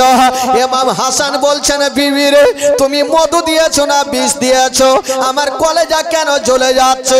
বলছেন, বিবি রে আমি আর থাকতে পারি না। ইমাম হাসান দাঁড়িয়ে থাকতে পারলেন না, যেন জমিনে পড়ে গেছে না বাবা, ঝরঝর করে কান্দে আর বলছেন, বিবি রে আমার বিষ যতক্ষণ পর্যন্ত পানি হবে না, যতক্ষণ পর্যন্ত আমার নানা রওজা মোবারকায় না যাব। বলছেন, বিবি রে দেরি করো না, আমাকে নিয়ে আমার নানা রওজা মোবারকাতে চলো। বিবি সাহেবা দেরি করলেন না, ইমাম হাসানকে বুকখানে নিয়েছেন বাবা, এক পা দুই পা করে নানা রওজাতে পৌঁছে গেলেন। যেমন গিয়েছেন বাবা, যেমন গিয়েছেন বাবা, হায়রা ইমাম হাসান বিসমিল্লাহ বলে যেমনই নবীর রওজাতে পাখি বলে হাতখানা রেখেছেন বাবা, যেমনই হাত রেখেছেন সঙ্গে সঙ্গে বিষখানা পানি হয়ে গেল। জোরে বলুন, আরো জোরে। সঙ্গে সঙ্গে বিষখানা পানি হয়ে গেল। ইমাম হাসান ভালো হয়ে গেল। মাইমুনা কুটনি দূর থেকে দেখছে ব্যাপার কি, এত কষ্ট করে মধুতে বিষ দিলাম আর বিষ খেয়ে তো দুনিয়া ছাড়লো না। আবার মারওয়ানের কাছে, এ মারওয়ান তুমি বিষ দিয়েছো না পানি দিয়েছো? বলে কেন? বলে বিষ দেওয়ার পরে ওই ইমাম হাসান বেঁচে গেল। তো মারওয়ান বলছে, মা গো ঠিক আছে, একবার তো বাঁচলো, আবার দিব না হলে। আবার বিষ দিয়েছিল বাবা, আবার খেজুর নিয়ে আসা হইল, খেজুরে বিষ মিশিয়ে দিয়েছেন বাবা। যেমনই মিশিয়েছেন মা গো ওই খেজুরের রং হয় লাল, যেমন জাহেরিলা বিষ দিয়েছেন বাবা, ওই খেজুর খানা জামের মতো কালো হয়ে গেল। ওই জামের মতো কালো খেজুর খানা আবার মাইমুনা কুটনি নিয়ে চলে যাচ্ছেন। আবার ঘরে ঢুকলেন। জায়দা, ও জায়দা তোমার স্বামী কোথায়? জায়দা বলছে, মাসি গো আপনি যে সেদিন মধুটা দিয়ে গেছিলেন সেটা কি ভালো ছিল না কোনো খারাপ ছিল? বলে, জায়দা তুই বুঝবি না রে, ওটা বিদেশি মধু, যে সে লোক খেতে পারে না, হয়তো খাওয়াতে একটু খারাপ হয়েছিল, হতে পারে। তো যাকে কথাতে কথাতে বলতে বলতে খেজুরখানা দিয়ে দিলেন, আবার চলে আসলেন। ইমাম হাসান আবার বাড়ি ঢুকলেন, আবার খেজুরখানা খেয়েছেন। যেমনই খেজুরখানা খেয়েছেন বাবা, আবার কলেজা জ্বলতে আরম্ভ করলো বলছেন বিবি রে এ খেজুর ছিল না মনে হয় বিষ দিয়েছে রে বিবি দেরি করো না আবার আমাকে নিয়ে চলো বিবি সাহেবা দেরি করলেন না ইমাম হাসানকে নিয়ে আমার নবী রওজা মোবারকায় চলে গেছেন যেমনি চলে গেছেন মা গো ইমাম হাসান আবার বিসমিল্লাহ বলে নবী রওজাতে হাতখানা দিয়েছেন যেমনি হাতখানা দিয়েছেন বাবা আবার ওই বিষখানা যেন পানি হয়ে গেল জোরে বলুন আবার বিষখানা পানি হয়ে গেল এই করে করে 5 থেকে 7 বার বিষ দেওয়া হয়েছিল কখনো খেজুরের সাথে কখনো মধুর সাথে কখনো ক্ষীরের সাথে কখনো পায়েসের সাথে এই করে করে 5-7 বার বিষ দেওয়া হয়েছিল বারবার বিষ পান করছেন নবীর রওজাতে যাচ্ছেন বিষ পানি হয়ে যাচ্ছে বাবা গো শেষের সময় একটা বিষ দিয়েছিল যে বিষটা পান করার পর ইমাম হাসান দাঁড়াতে পর্যন্ত পারেনি দুনিয়া থেকে বিদায় নিয়েছিলেন যে বিষটা দিয়েছিল সে বিষটার নাম কি বাবা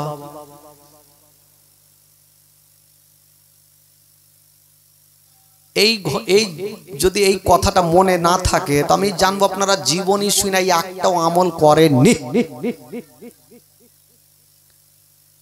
কারণ জীবনের এটা মূল ঘটনা ইমাম হাসানকে যে লাস্টে বিষটা দেওয়া হয়েছিল যে বিষটা পান করে ইমাম হাসান যেতে পারেনি নানা রওজাতে পৌঁছাতে পারেনি সে বিষটার নাম কি একটু বলুন তো ভাই ভুলে গেছি তেল কমান হয়ে গে থাকবে না এগুলা কথা কার মনে থাকবে তো নামটা বলে দেওয়া দরকার নাকি নামটা বলে দেবো না বলবো না ভাই বলবো মাশাআল্লাহ আপনারা নবীকে ভালোবাসেন তো আহলে বাইতকে ভালোবাসেন তো আহলে বাইতের মোহব্বতে হাত তুলে একটু দেখান তো যারা ভালোবাসেন হাত তুলেন মাশাআল্লাহ হাত যারা তুলেছেন 500 করে টাকা একটু দিয়ে যান দেখলি আহলে বাইতের মোহব্বতে হাত তুলেছেন হ্যাঁ হিরো কি বলে আপনার যে বিষটা পান করেছিল এক্ষুনি বলবো তবে 5টা ভাই আমার 500 করে টাকা একটু নিয়ে আসেন তো দেখি প্রথম ব্যক্তি একটা কে 500 টাকা হবেন ভাই এই নবীর মাহফিলে একজন কেউ হবেন একটা কমিটি ভাইকে বলবো যে আপনারা একটু চাদর নিয়ে একটু মা বোনদের তরফে চলে যান খালাগে লক্ষ্মীর ভান্ডার টাকা খালা একটু চটচট করে দেন ঢুকে গেছে হয়ে গেছে টাকা টাকা ঢুকেছে নাকি 1 তারিখে তো ঢুকেছে নাকি আগে আগে খালা 500 করে টাকা 1000 দিতে হবে না 500 করে যান কমিটি একটু চট করে যান বস্তা গালে যান বস্তা হ্যাঁ বস্তা নিয়ে যান আমার মা বোনেরা প্রচুর টাকা দিবে খালা সবাই বের করেন তো টাকা ইসকে রাগের মাথায় বের করে আচ্ছা একটা কেউ আপনাদের মধ্যে 500 টাকা হবে না ভাই একটা কোন খোদার বান্দা একটু দোয়া করব মেহমানের দোয়া আল্লাহর দরবারে কবুল হয় একটা কেউ আছেন ভাই উঠান দেখি হাত আজকে না থাকে আপনি কালকে দিবেন 500 টাকা কোন যোগ্যময় যোগ্য বেটা একটু দিতে পারবেন ভাই হবে না কেউ এই পবিত্র সভাতে একটা কোন খোদার বান্দা একজন দাঁড়িয়ে যান 500 টাকা আছেন কেউ কোন ভাই আছেন ইনশাআল্লাহুল আজিজ যার জন্য দোয়া করব ভাই মুখটা খুলেছি কেউ এড়িয়ে যাবেন না একটা ভাই আমার 500 টাকা দিতে পারবেন না কোন মার জন্য বাপের জন্য মার জন্য 500 টাকা আজকে দেন ভাই এই গোটা মাজমা আপনার জন্য দোয়া করে দিবে হবেন কেউ 500 টাকা নিজের মার জন্য দিতে পারবেন আহলে বাইতের মোহব্বতে 500 টাকা কোন যোগ্যময় যোগ্য বেটা টাকা আছে ভাই পকেটে আছে চলে যাবে ভাই চায়ের দোকানে বসবেন 500 টাকা চলে যাবে কিন্তু এই টাকাটা আপনার সঙ্গের সাথী হবে একটা হবে না কেউ 500 টাকা কোন ভাই বাবা চাচা এই যে একটা হয়ে গেছে সুবহানাল্লাহ কি নাম ভাই আব্দুল্লাহ সাহেব সুবহানাল্লাহ একটু ওই ভাইয়ের জন্য আগে দোয়া করেন তো ভাই মন খুব সানসান করছে একটু দোয়া করেন আল্লাহ হাবিব আল্লাহ গো রব্বুল আলামিন মাওলা আমার আব্দুল্লাহ ভাই মাওলা গো এই পবিত্র সভাতে বসে মাওলা আল্লাহ 500 টাকা দান করেছেন আল্লাহ আল্লাহ তার দানকে তুমি কবুল করে নাও মাওলা তার মনের বাসনাকে আল্লাহ তুমি পূরণ করে দাও ভাই মাওলা রব্বুল আলামিন মাওলা গো আমার আব্দুল্লাহর বাড়িতে কেউ অসুস্থ থাকে মাওলা তাকে তুমি সুস্থ বানিয়ে দিও মাওলা ওনার বাড়িতে কেউ দুনিয়া থেকে চলে গিয়ে থাকে মাওলা তাকে তুমি জান্নাতবাসী করে দিও মাওলা রব্বুল আলামিন মাওলা গো ওনার বাড়ি থেকে মাওলা গো বিপদে থাকে বিপদকে তুমি উদ্ধার করে দিও মাওলা তার ব্যবসাতে তারা কি করে দিও মাওলা আমিন সুম্মা আমিন বাহাকে লা ইলাহা ইল্লাল্লাহু মুহাম্মাদুর রাসূলুল্লাহ সাল্লাল্লাহু আলাইহি ওয়াসাল্লাম কই কমিটি কই এখন পর্যন্ত যাই না হাই রে ওরাই না লিবে তো আমি আর লিয়ে কি করব? হইল কাজ হইল। হিলবি না। হ্যাঁ আরে ভাই আপনাদের কমিটি কি ঠিক নেই? তো হ্যাঁ কড়া থেকে ও আলাদা হয়ে গেল। হ্যাঁ ওই হবে না, বলে দান উঠিয়ে লাভ নেই নাকি? হ্যাঁ বুঝে গেছি, টাকা বহি বেশি আছে, উঠিয়ে লাভ নেই। তো জায়গা আমার দরকার নাই, আপনাদের যেটা ইচ্ছে সেটাই করবো ভাই, জীবনী শোনাবো, এটাই আমার ভালো। আসুন একবার জোরে সোরে মন খুলে প্রাণ খুলে একবার দরুদ পাক পড়েন। আল্লাহুম্মা সাল্লি আলা সাইয়্যিদিনা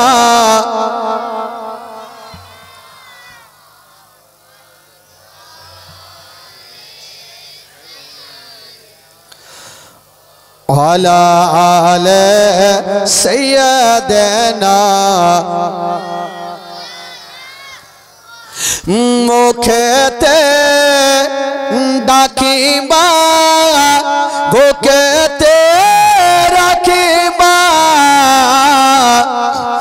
মাগো তুমি আমার জান কোন দিন ভুলো না, মাগো তুমি আমার জান কোন দিন ভুলো না, মাগো তুমি আমার জান কোন দিন ভুলো না। মুখেতে ডাকিবা বুকেতে রাখিবা, মাগো তুমি আমার জান কোন দিন ভুলো না, মাগো তুমি আমার জান কোন দিন ভুলো না, মাগো তুমি আমার জান কোন দিন ভুলো না। 10 মাস 10 দিন গর্ভে তুমি ধরেছিলে, শীতেরি রাতে কত কষ্ট তুমি করেছিলে, মাগো তোমার দুধের দেনা কভু শোধ হবে না, মাগো তুমি আমার জান কোন দিন ভুলো না, মাগো তুমি আমার জান কোন দিন ভুলো না, মাগো তুমি আমার জান কোন দিন ভুলো না। মুখেতে ডাকিবা বুকেতে রাখিবা, মাগো তুমি আমার জান কোন দিন ভুলো না। একবার মহব্বতে বলুন সুবহানাল্লাহ, আরো জোরে বলুন সুবহানাল্লাহ। আচ্ছা জীবনীটা বলতে বলতে কোথা থেকে ছেড়েছিলাম ভাই? একটু জোরে বলুন। চাচা একটু আপনারা আগিয়ে ফাঁকা জায়গাটা আসতে পারবেন না? পিছনে যে চাচাটি আছেন একটু 20টা কথা বলবো, ইমাম হাসান দুনিয়া ছাড়বেন। চাচা একটু আগে আসতে পারবেন না? ও যুবকেরা, ওই চাচা ভাই একটু আগে আসেন আপনার এখানে। এই যুবক ছেলেরা ওই এদিকে আসো বাবা, আসেন, চলে আসেন, চলে আসেন, একটু আগে আসেন। ও ভাই হ্যাঁ সেটা বসে, সেটা বসেন। ওই ওই খালাই ভাই হিললে গিনি। যে 20টা ইমাম হাসানকে 5 থেকে 7 বার বিষ দেওয়া হয়েছিল,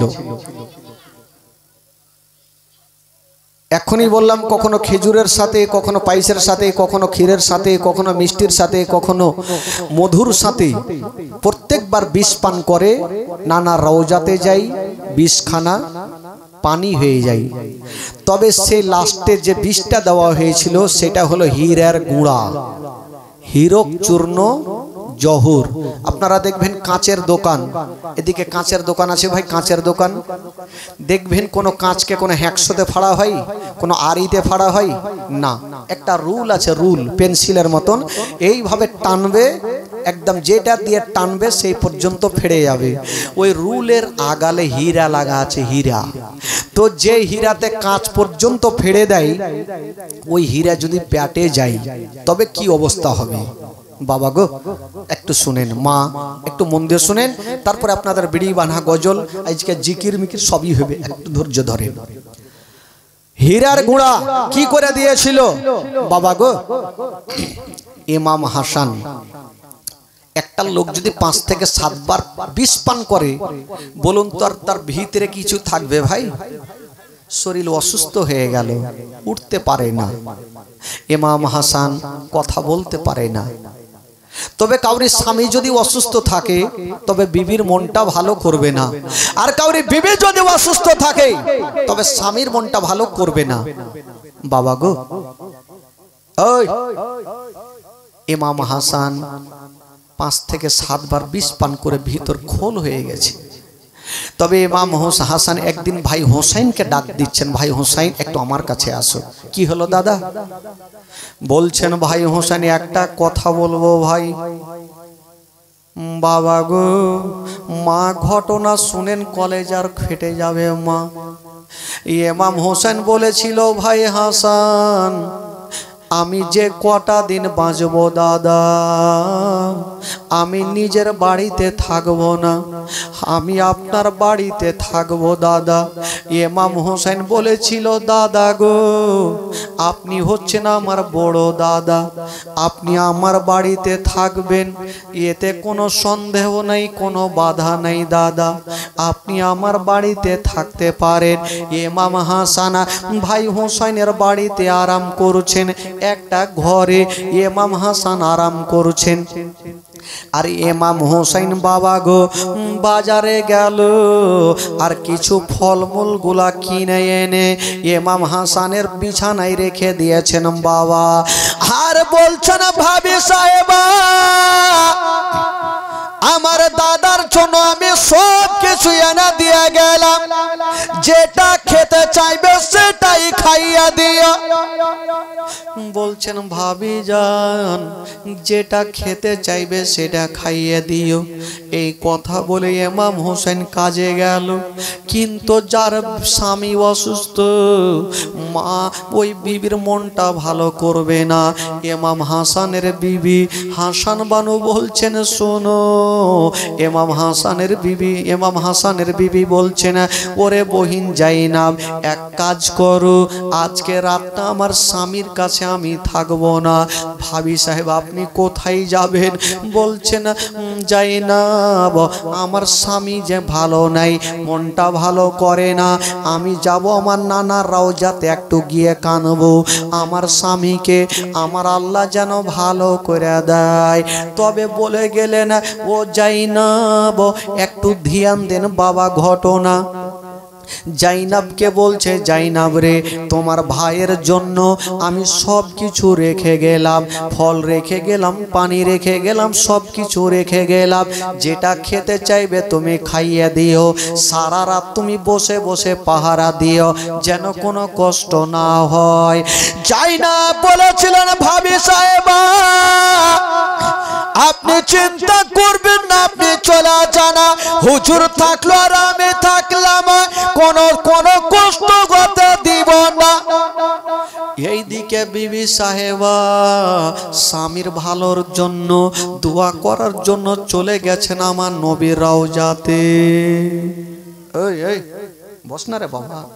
যেমনই চলে গেছেন বাবা, মা গো বিবি সাহেবা পড়ে গেছেন নবীর রওজাতে, হাত দিয়ে ডুগরে ডুগরে কাঁদছে আর বলছে নানা গো, নানা গো, আজকে আমার স্বামীর মনটা ভালো নাই, তবে আল্লাহ গো আমার নানার অবস্থা দিয়ে বলি আমার স্বামীকে আল্লাহ তুমি ভালো করে দাও।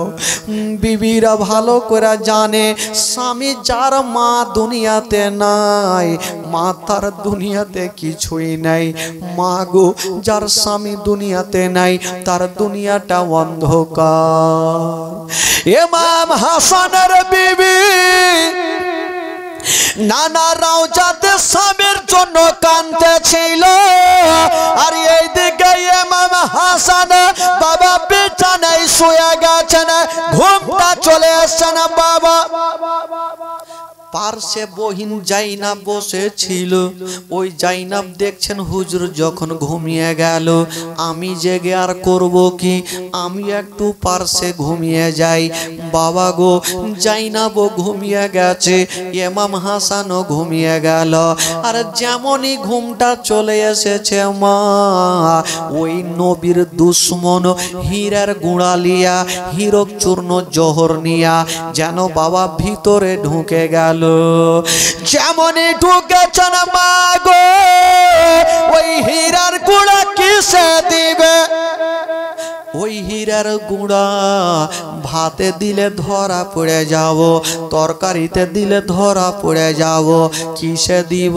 চতুর্দিকে তাকিয়ে দেখছেন মা, আবুল কাসিমের বিবি, আবুল কাসিমের মা ইমাম হাসানের বিবি একটা কলসি রেখে গিয়েছিল, ওই কলসিতে পানি রেখেছিল আর নিজে 7টা গিরহা দিয়েছিল। কেউ যদি গিরহা খুলে দেয় তবে ধরা পড়ে যাবে। 7টা গিরহা দিয়েছিল। বাবা গো, ওইদিকে নবীর দুশ্মন ভাবছে যদি আমি এই কলসির গিরহাটা খুলি তবে ধরা পড়ে যাব। হীরার গুঁড়া পানিতে দেব কি করে? ওই নবীর দুশ্মন একটা মাথায় বুদ্ধি চলে আসেল, আমি গিরহা খুলবো না। ওই হীরার গুঁড়া খানা বাবা গো, সাদা কাপড়ে যেন মুখটা ঢাকা ছিল, আর হীরার গুঁড়া নিয়েছেন বাবা, আর কাপড়ের মতো ঘাঁষতে আরম্ভ করেছে। যেমনই ঘষেছেন মা, হীরার গুঁড়া ধুলো ধুলো হয়ে ওই পানির মধ্যে মিশে গেল। গিরহা খুলতে হইল না।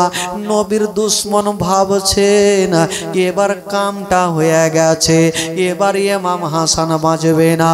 ওই নবীর দুশ্মন যেমনই ওই হীরার গুঁড়া মিশিয়ে যেমনই বের হতে যাচ্ছিল, বাবা দুটা পায়ে একটু টাচ হয়ে গেল, আর ইমাম হাসানের ঘুমটা ভেঙে গেল। যেমনই ঘুম ভেঙে গেছে, বলছে না যাই না, তাড়াতাড়ি করে তুমি উঠে যাও। যাই না, উঠে গেল, বলে হুজুর আপনার কে ঘুমটা ভেঙে গেছে?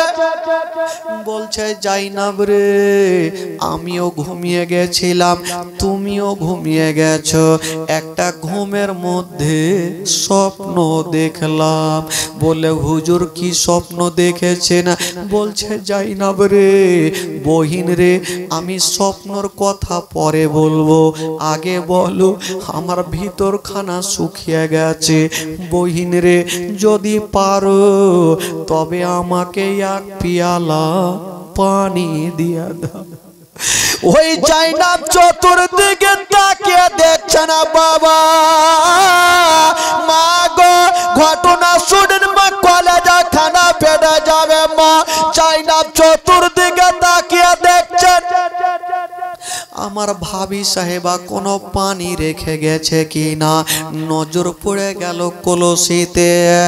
জাইনা ভাবছেন আল্লাহ, এটা হলো ঠান্ডা রাতের পানি, এটা হলো বাসি পানি। বলছেন হুজুর আপনি পানি চেয়েছেন, আপনাকে পানি দেব, তবে কলসির পানি ঠান্ডা, এই কলসির পানি আপনাকে দিব না। আপনি 5টা মিনিট আমাকে সময় দেন, আমি লোটা নিয়ে বাইরে যাব আর টাটকা পানি এনে আমি আপনাকে দিব। ইমাম হাসান কাঁদতে থাকলো। বাবা গো, বিছানায় ডুগরে ডুগরে কান্দে, হুলকুমটা শুকিয়ে গেছে। এদিকে বহিন জাইনাব টাটকা পানি আনার জন্য বাবা বাইরে গেল, আর ওইদিকে ইমাম হাসানের বিবি বাবা গো নবীর রওজাতে কেঁদে কেঁদে বাবা একটা গেট দিয়ে ঘরে ঢুকে গেল। যেমনই ঢুকেছেন স্বামীর অবস্থা দেখে বলছেন, স্বামী গো, ও গো আমার মাথার তাজ, আপনি এইরকম কাঁদছেন কেন বলে না? বলছেন বিবি রে, দেরি করো না, আমাকে এক পেয়ালা বলছেন স্বামী গো আমি তো জাইনাবকে বসিয়ে গেলাম পানি রেখে গেলাম আপনাকে কি পানি দেয়নি বলছেন বিবি রে জাইনাব পানি এই জন্য দেয়নি আমার জন্য উনি টাটকা পানি আনতে গেছে তো আবুল কাসিমের মা ইমাম হাসানের বিবি বলছেন হারে এই লোকটা পানি পানি করে জান ছাড়ছে আর ওই জাইনাব টাটকা পানি আনতে গেছে ঠিক আছে হুজুর আপনি চিন্তা করবেন না আপনাকে আমি হালকা করে পানি কলসি থেকে পানি দিচ্ছি আপনি একটু গলাটা ভিজিয়ে নেন আর জাইনাব যখন টাটকা পানি আনবে হুজুর আপনি আশুধা করে পানি পান করবেন বিবি জানে না হে পানি পানি নেই বিষ হয়ে গেছে বিবি সাহেবা একটা করে গিরহাগুলা খুলছে গন্তি করছে দেখছে 7টা গিরহা দেওয়া আছে বিবির সন্দেহ হইল না বিবি 1 গিলাস পানি ঢেলে নিজের স্বামীকে দিচ্ছেন স্বামী গো এই যে আপনি একটু পানি পান করে গলাটা ভিজিয়েলে বিবি জানে না স্বামীকে নিজের হাতে বিষখানা দিচ্ছেন বাবা ইমাম হাসান পানি খানা নিয়া বাবা যেমনই মুখে লাগিয়েছে মা যেমনই পানি খানা ভিতরে গেল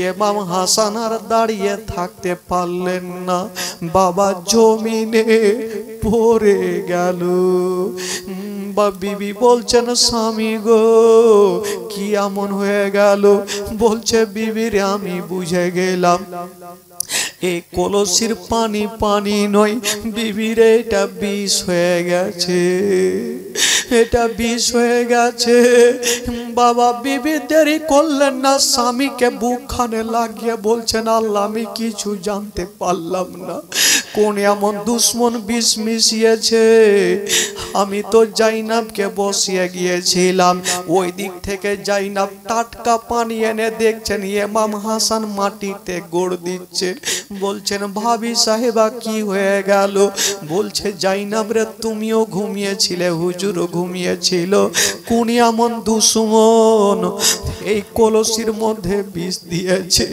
জাইনাব মাথায় হাত দিয়েছে আল্লাহ আমি ঘুমাতাম না কত ভালো হইতো আল্লাহ আমিও ঘুমিয়ে গেলাম হুজুরও ঘুমিয়ে গেল কোন এমন দুশ্মন বিষ মিশিয়ে দিল আমি জানতে পারলাম না ইমাম হাসান বাবা গো আর থাকতে পারে না জাইনাব তাকিয়ে দেখছেন ইমাম হাসানের দিকে ইমাম হাসান বমি বমি ভাব করছে জাইনাব মনে করছেন আল্লাহ হুজুর বমি করবে আমি মাটিতে বমি করতে দিব না একখানা থালা নিয়ে চলে আসিল বলছেন হুজুর ভাইয়া গো আপনি মাটিতে বমি করবেন না এই যে থালা আপনার সামনে রাখলাম আপনি থালাতে বমি করুন ইমাম হাসান বমি করছেন থালাতে মা লক্ষ্য করে দেখছেন কোনো ভাত আসে না তরকারি আসে না আজকাল বমি করলে কিছু খাবার বেরিয়ে আসে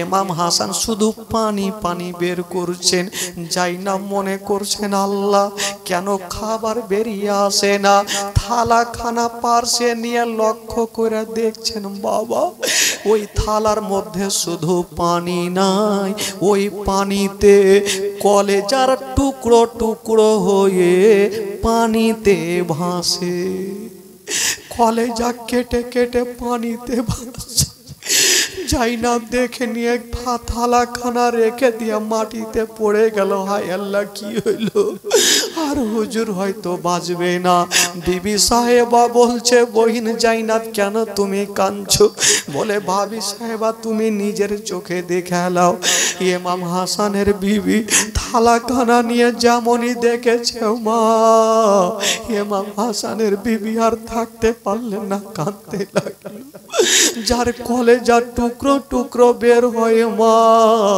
বলুন তো তার ভিতর খানা কেমন করবে ইমাম হাসান বলল বিবি রে দেরি করো না তাড়াতাড়ি করে আমার নানার রওজাতে নিয়ে চলো যেমনই বাবা গো ইমাম হাসানকে দাঁড় করিয়েছেন দাঁড় হতে পারে না আবার যেন জমিনে পড়ে গেল ইমাম হাসান বুঝে গেল আমি আর জগতে বাঁচব না ও বিবি দেরি করো না, আমার বেটা আবুল কাসিম কোথায় আছে ডাকো। আবুল কাসিম বাপের কাছে চলে আসিল। আব্বা গো কি হয়েছে আপনার? বলছে বেটা রে তাড়াতাড়ি করে যাও রে বেটা, তোমার চাচা হোসেনকে একবার ডাকো। ওই আবুল কাসিম দৌড়িয়ে গেল, বলছে রে চাচা গো, চাচা তাড়াতাড়ি করে চলেন চাচা, আমার আব্বার মনের অবস্থা ভালো নাই। এই কথা যেমনই বলতে নাই মা, ইমাম হোসেন দৌড় দিয়ে চলে গেছে না, আর ইমাম হাসানকে টেনে বুকে লাগালো। দাদা, দাদা গো আপনি কেন কাঁদছেন? কি এমন হয়েছে দাদা?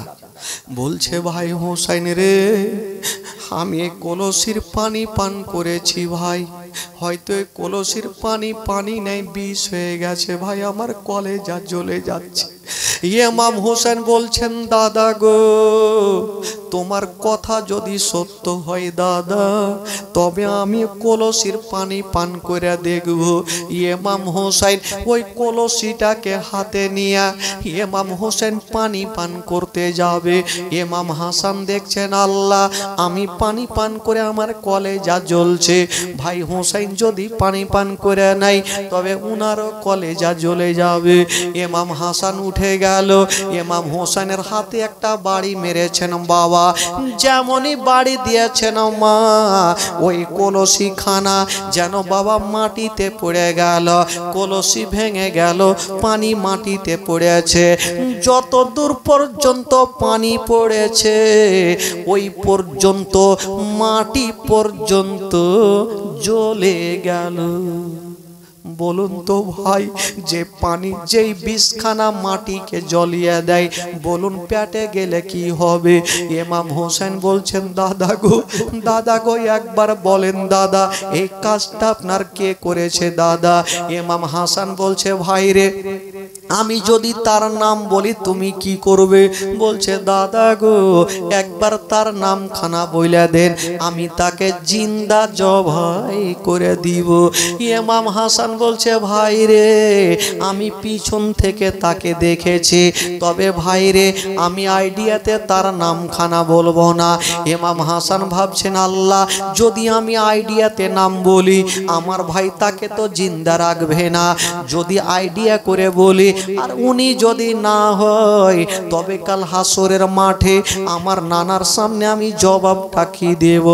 ইমাম হাসান বলেছিল ভাই হোসেন রে তোমাকে বদলা নিতে হবে না ভাই, ছেড়ে দাও, আমি আল্লাহকে সঁপে দিলাম রে ভাই, আল্লাহ তার বিচার করবে। এই কথা বলে দিয়া ইমাম হাসান যেন জমিনে পড়ে যাচ্ছে না বাবা, সবাই কাঁদতে থাকলো। একদিকে ইমাম হাসান কান্দে, ইমাম হোসেন কান্দে, আনু মোহাম্মদ কান্দে, সবাই কান্দে, জাইনাব কান্দে, উম্মে কুলসুম কান্দে, হাসান বানু কান্দে, শহর বানু কান্দে, জায়েদা কান্দে, সবাই কান্দে। কিন্তু ইমাম হাসান বুঝে গেল আমি আর বাঁচব না। ইমাম হোসেনের হাতখানা ধরে বলছে ভাই রে একবার বলো ভাই আমার চেহারা দেখে তোমার কেমন লাগছে? ইমাম হোসেন একবার গাছের পাতার দিকে দেখছেন, একবার দাদার চেহারার দিকে দেখছেন, বলছে দাদা গো গাছের পাতা যেমন সবুজ আপনার চেহারা তেমন সবুজ। ইমাম হাসান বলছেন ভাই হোসেন রে তবে বুঝালাও আমি আর বেশিক্ষণ বাঁচব না, কারণ আমার নানা বলেছিল যেদিন আমার বড় নাতি হাসানকে বিষ পান করাবে সেই দিন সমস্ত চেহারা সবুজ হয়ে যাবে। তবে ভাই হোসেন রে আজকে আমার নানার দুনিয়ার কথা মিথ্যা হবে, আমার নানার কথা মিথ্যা হবে না। ভাই হোসেন রে আমি আর তবে বাঁচবো না ভাই, গাছের পাতার মতো চেহারা যখন আমার হয়ে গেছে আমি দুনিয়াটা ছেড়ে চলে যাব। তবে ভাই রে একটা কথা তোমাকে বলে দি ভাই, যদি তোমাকে কোনোদিন কোনো অন্যায় কথা বলে থাকি ভাই হোসেন, তবে আমাকে বড় দাদা বলে ক্ষমা করে দিও। ইমাম হোসেন বলছে দাদা গো, আপনি কোনোদিন অন্যায় কথা বলেননি দাদা, আপনি কেন ক্ষমা চাইছেন দাদা, আপনি আমাকে ক্ষমা করে দেন। তবে ইমাম হাসান বেটা আবুল কাসিমকে ডাক দিয়ে বলছেন, বেটা রে, ও বেটা রে, এই যে তোমার চাচা থাকলো আর তুমি থাকলে রে বেটা, তবে একটা কথা শুনে নাও বেটা, যদি কোনোদিন বিপদে পড়ে যাও বেটা, ইমাম হাসান একখানা তাবিজ বের করে দিচ্ছেন বাবা, আর বলছে বেটা এই তাবিজখানা তুমি রেখে নাও বেটা, এই তাবিজখানা রেখে নাও, যখন কোনোদিন বিপদে পড়ে যাবে বেটা, তখন তাবিজখানা খুলে দেখবে বেটা। তবে বেটা একটা কথা বলে দে, যখন দেখবে কোনো মরণ জীবনের সময় চলে আসলো বেটা, তখন তোমার চাচাকে তুমি আগে যেতে দিবে না বেটা, তোমার চাচার আগে তুমি গিয়ে নিজের গর্দান কাটাবে, তোমার চাচার আগে তুমি গর্দান কাটিয়ে দিবে বেটা। তোমার চাচাকে তুমি কষ্ট দিও না, তোমার চাচাকে তুমি দুঃখ দিও না বাবা গো। এই কথা বলে দিও ইমাম হাসান রাদিয়াল্লাহু তাআলা আনহু ভাই হোসেনকে রেখে দিলেন। ওরে ভাই হোসেন রে, একটা কথা বলি ভাই, তুমি থাকলে সবাইকে দেখে থাকো ভাই, আমার বেটা থাকলো, সবাই থাকলো, জাইনাব থাকলো, উম্মে কুলসুম থাকলো, সবাই থাকলো ভাই, তোমাকে সঁপে দিয়ে গেলাম, তুমি সবারই দেখভাল করিও। এই কথা বলে দিয়া সবাইকে বাবা রেখে দিয়া সবাইকে টাটা বলে দিয়া বিদায় দিয়ে দিলেন বাবা, সবাইকে ক্ষমা করে দিলেন, সবাইকে ক্ষমা করে দিয়া সবারই কাছে ক্ষমা চেয়ে নিয়া ইমাম হাসান একবার ওপরের দিকে নজর করলেন বাবা, আর যেমনই নিচের দিকে নজর করেছেন দেহু থেকে রূহ পারওয়াজ হয়ে গেল। সকলে পড়ো না, ইন্না লিল্লাহি ওয়া ইন্না ইলাইহি রাজিউন। আল্লাহুম্মা সাল্লি আলা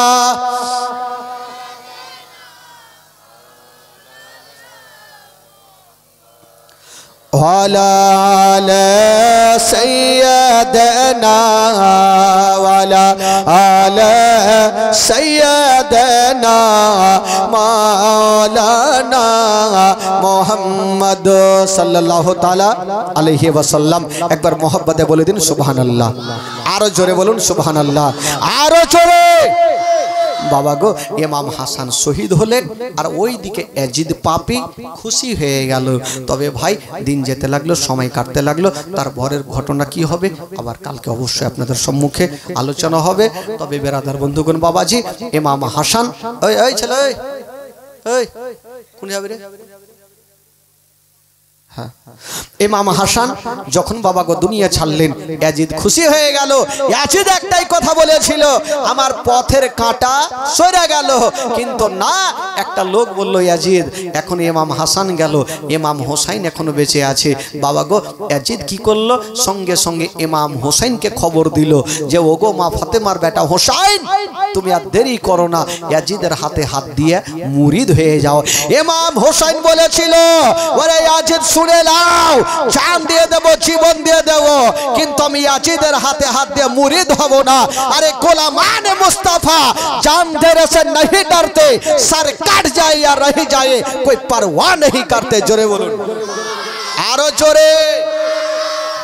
আমি নিজের গর্দানকে কাটিয়ে দিব, কিন্তু ইয়াজিদের হাতে হাত দিয়ে মুরিদ হব না।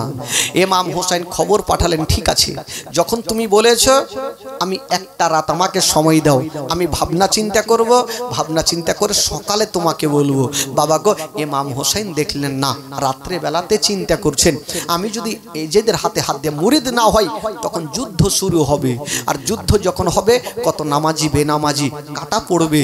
তবে সেটা তো দূরের কথা, আমার নানা রাওজা ভেঙে দিতে পারে না, আমি আরে মদিনাতে থাকবো না, আমি সকাল বেলাতে মদিনা থেকে মক্কা চলে যাব।